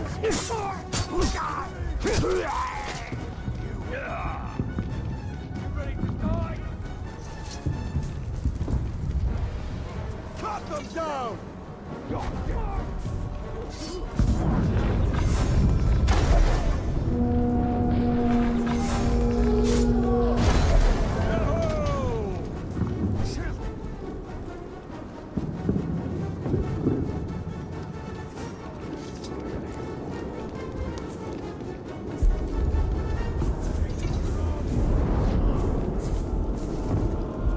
Let's see some of that black blood! Do ya?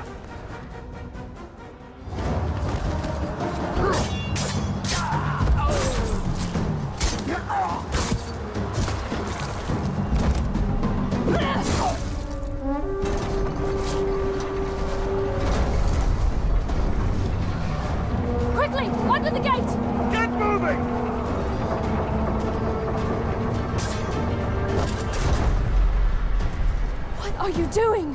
I won't be long. Go. Have the archers provide support.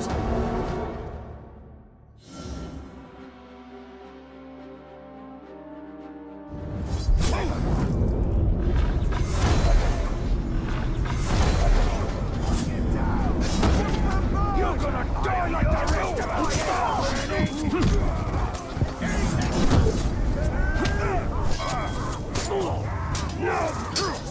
This is no...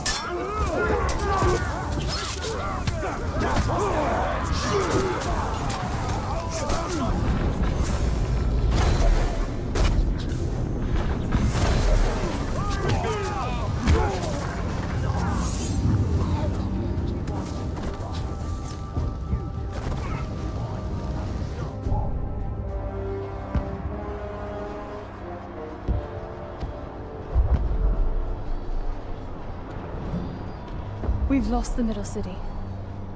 We made them pay for every inch of ground, but they now hold it. Then our fate will be decided here. Our inner wall is our strongest. We have double their archer. I cannot match.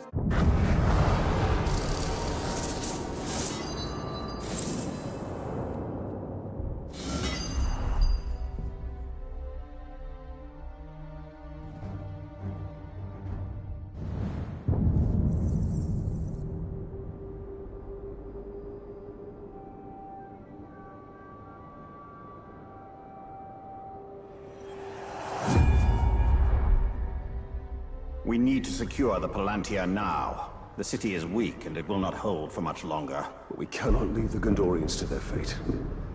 Castamir is right. By protecting the city, we protect the Palantir. Look.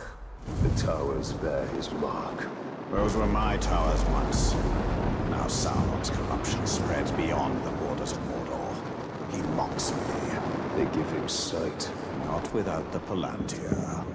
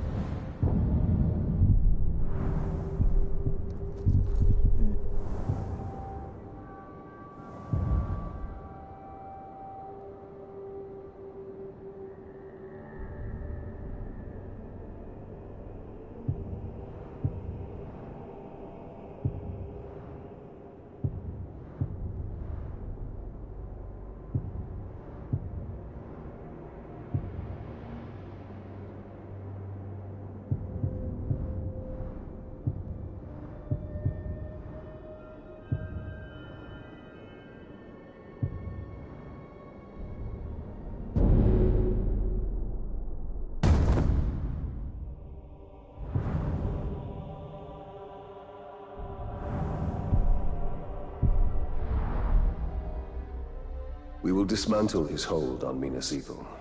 We will shift the tide of war. The Witch King give anyone a compliment before?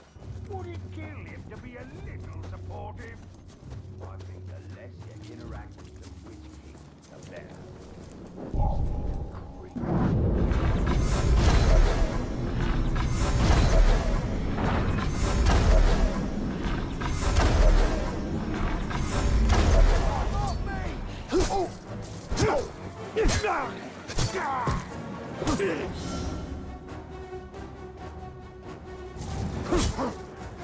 The Ranger! Light the beacon! I'll do it!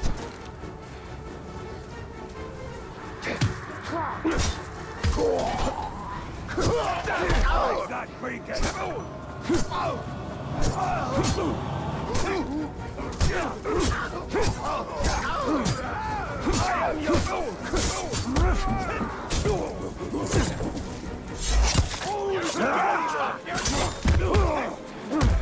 to the weekend!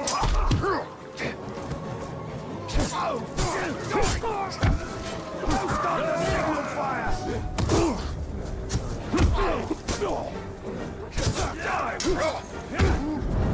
This is where you're going! Yeah, that's how it's done! Take it!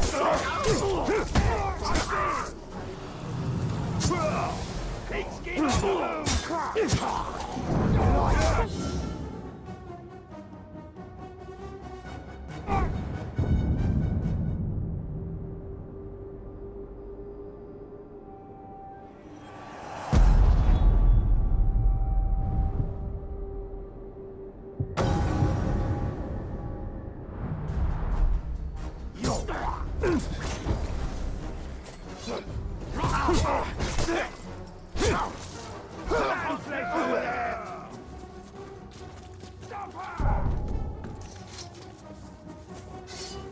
Did I just...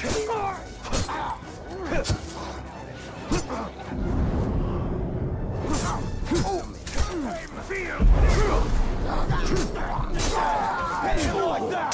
Don't be so protective of... Hey, scared.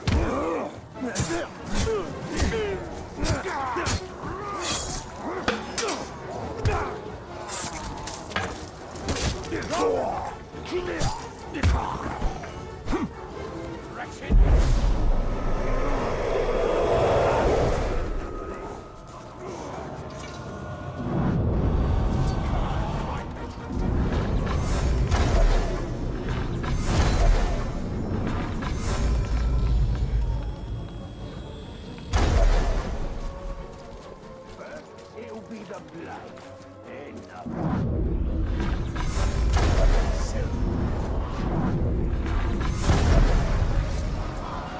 Watch out! Fire! He's a boss one! He's right here!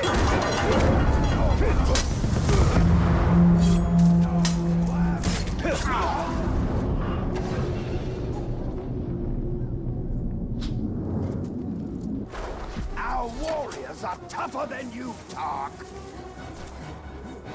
This'll hurt!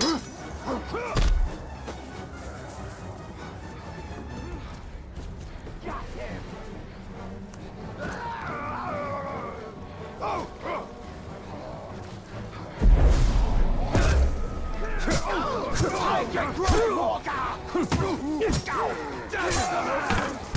Don't let him touch me!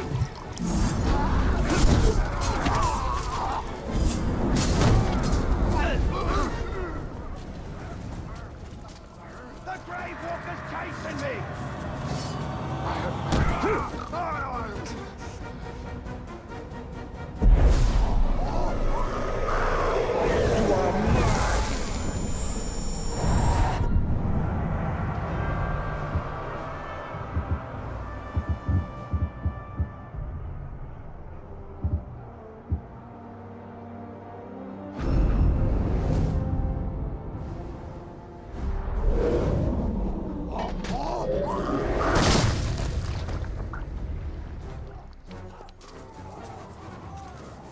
He's back!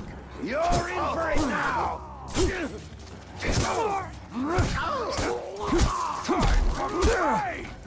Good go! Now kill him!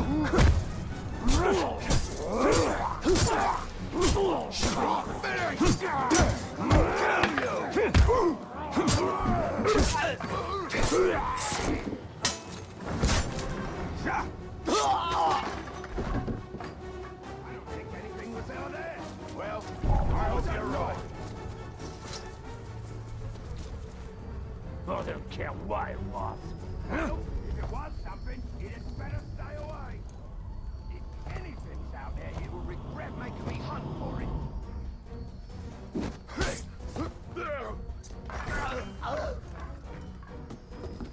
Whatever's out there, I'll find it.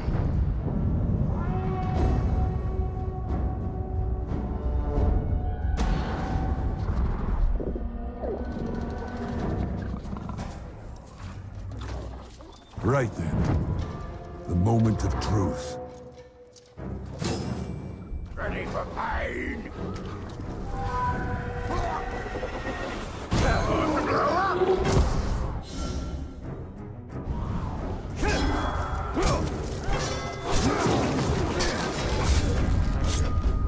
You're a fool who does not see the true beauty of a ghoul. Now all you do is kill and kill and kill. Ghouls should be adored. Cherished! You'll never see the folly of your ways, so I'll have to put you down for the sake of my beloved ghouls! Hogleek.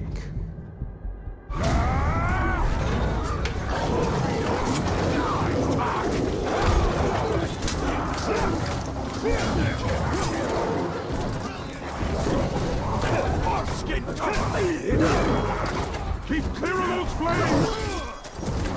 Explosion time! The Grey One!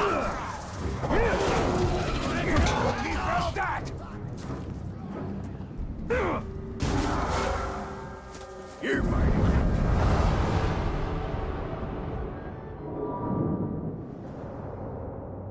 Terrible mistake, man!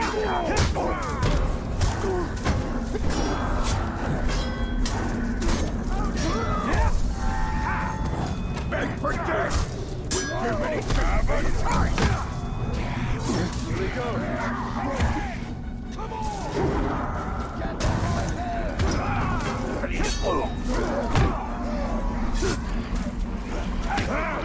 Like an explosion, you are brave!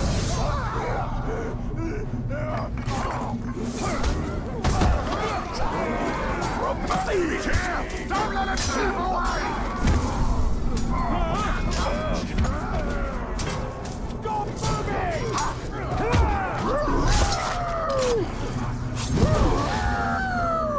We have the numbers. We have the strength. It is only a matter of time before Minas Ithil falls. You can do nothing to save it.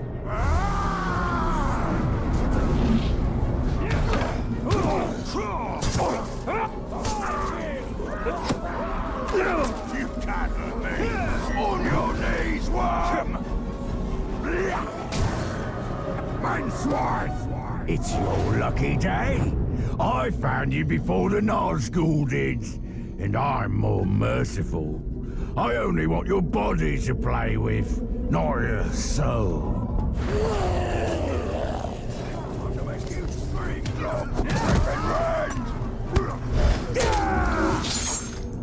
Die by your hand, never! Find him! Tear his flesh!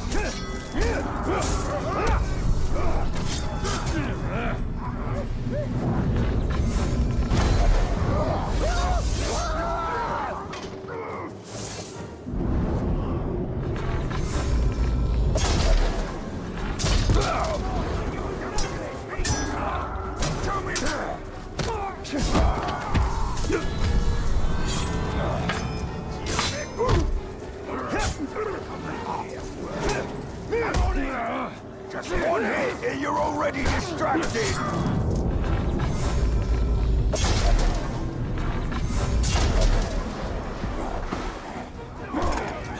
We'll rip you apart!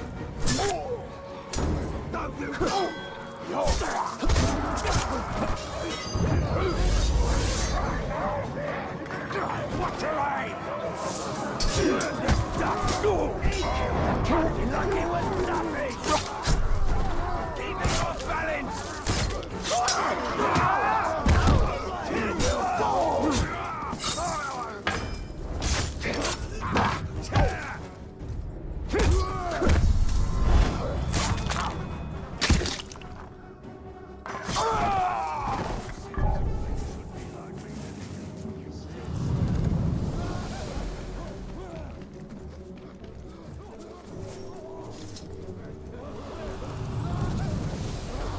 Blade! Hit his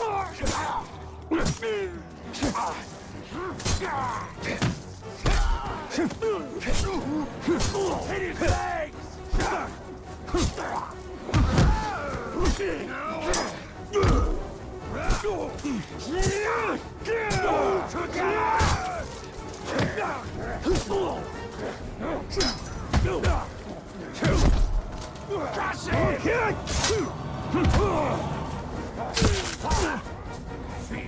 Didn't block that one!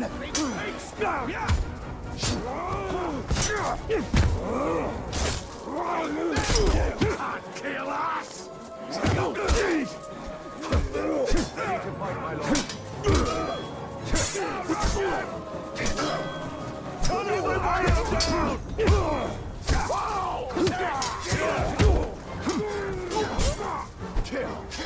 Hey!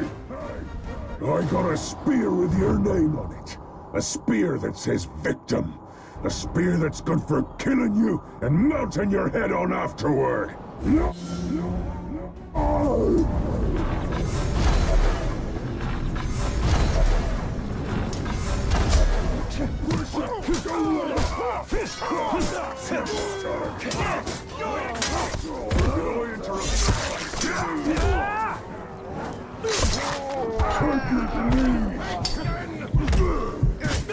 I've got you now!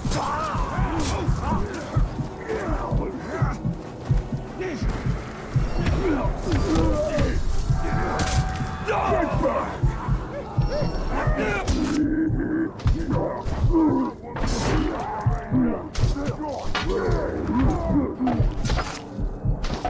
I salute you!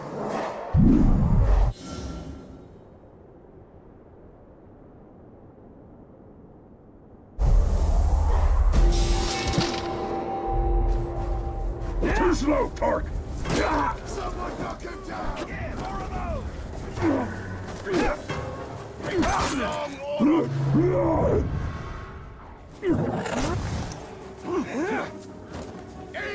Mate! I am you down! Look ya!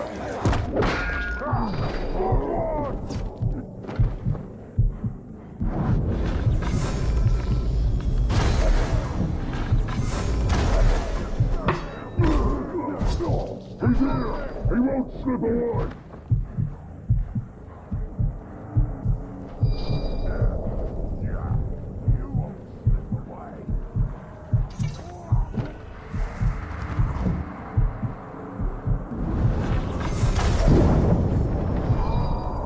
Keep him off balance! How'd you like that?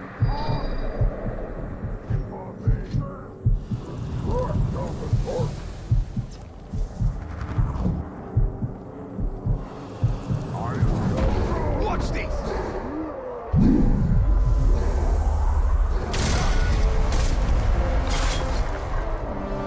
Stupid horse. Always showing off.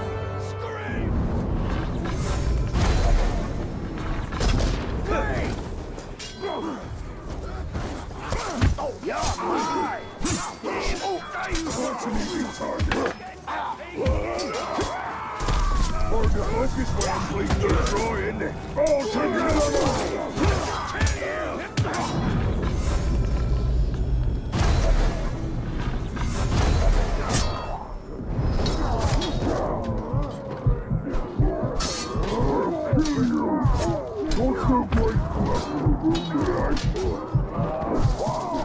Close your eyes, Tark.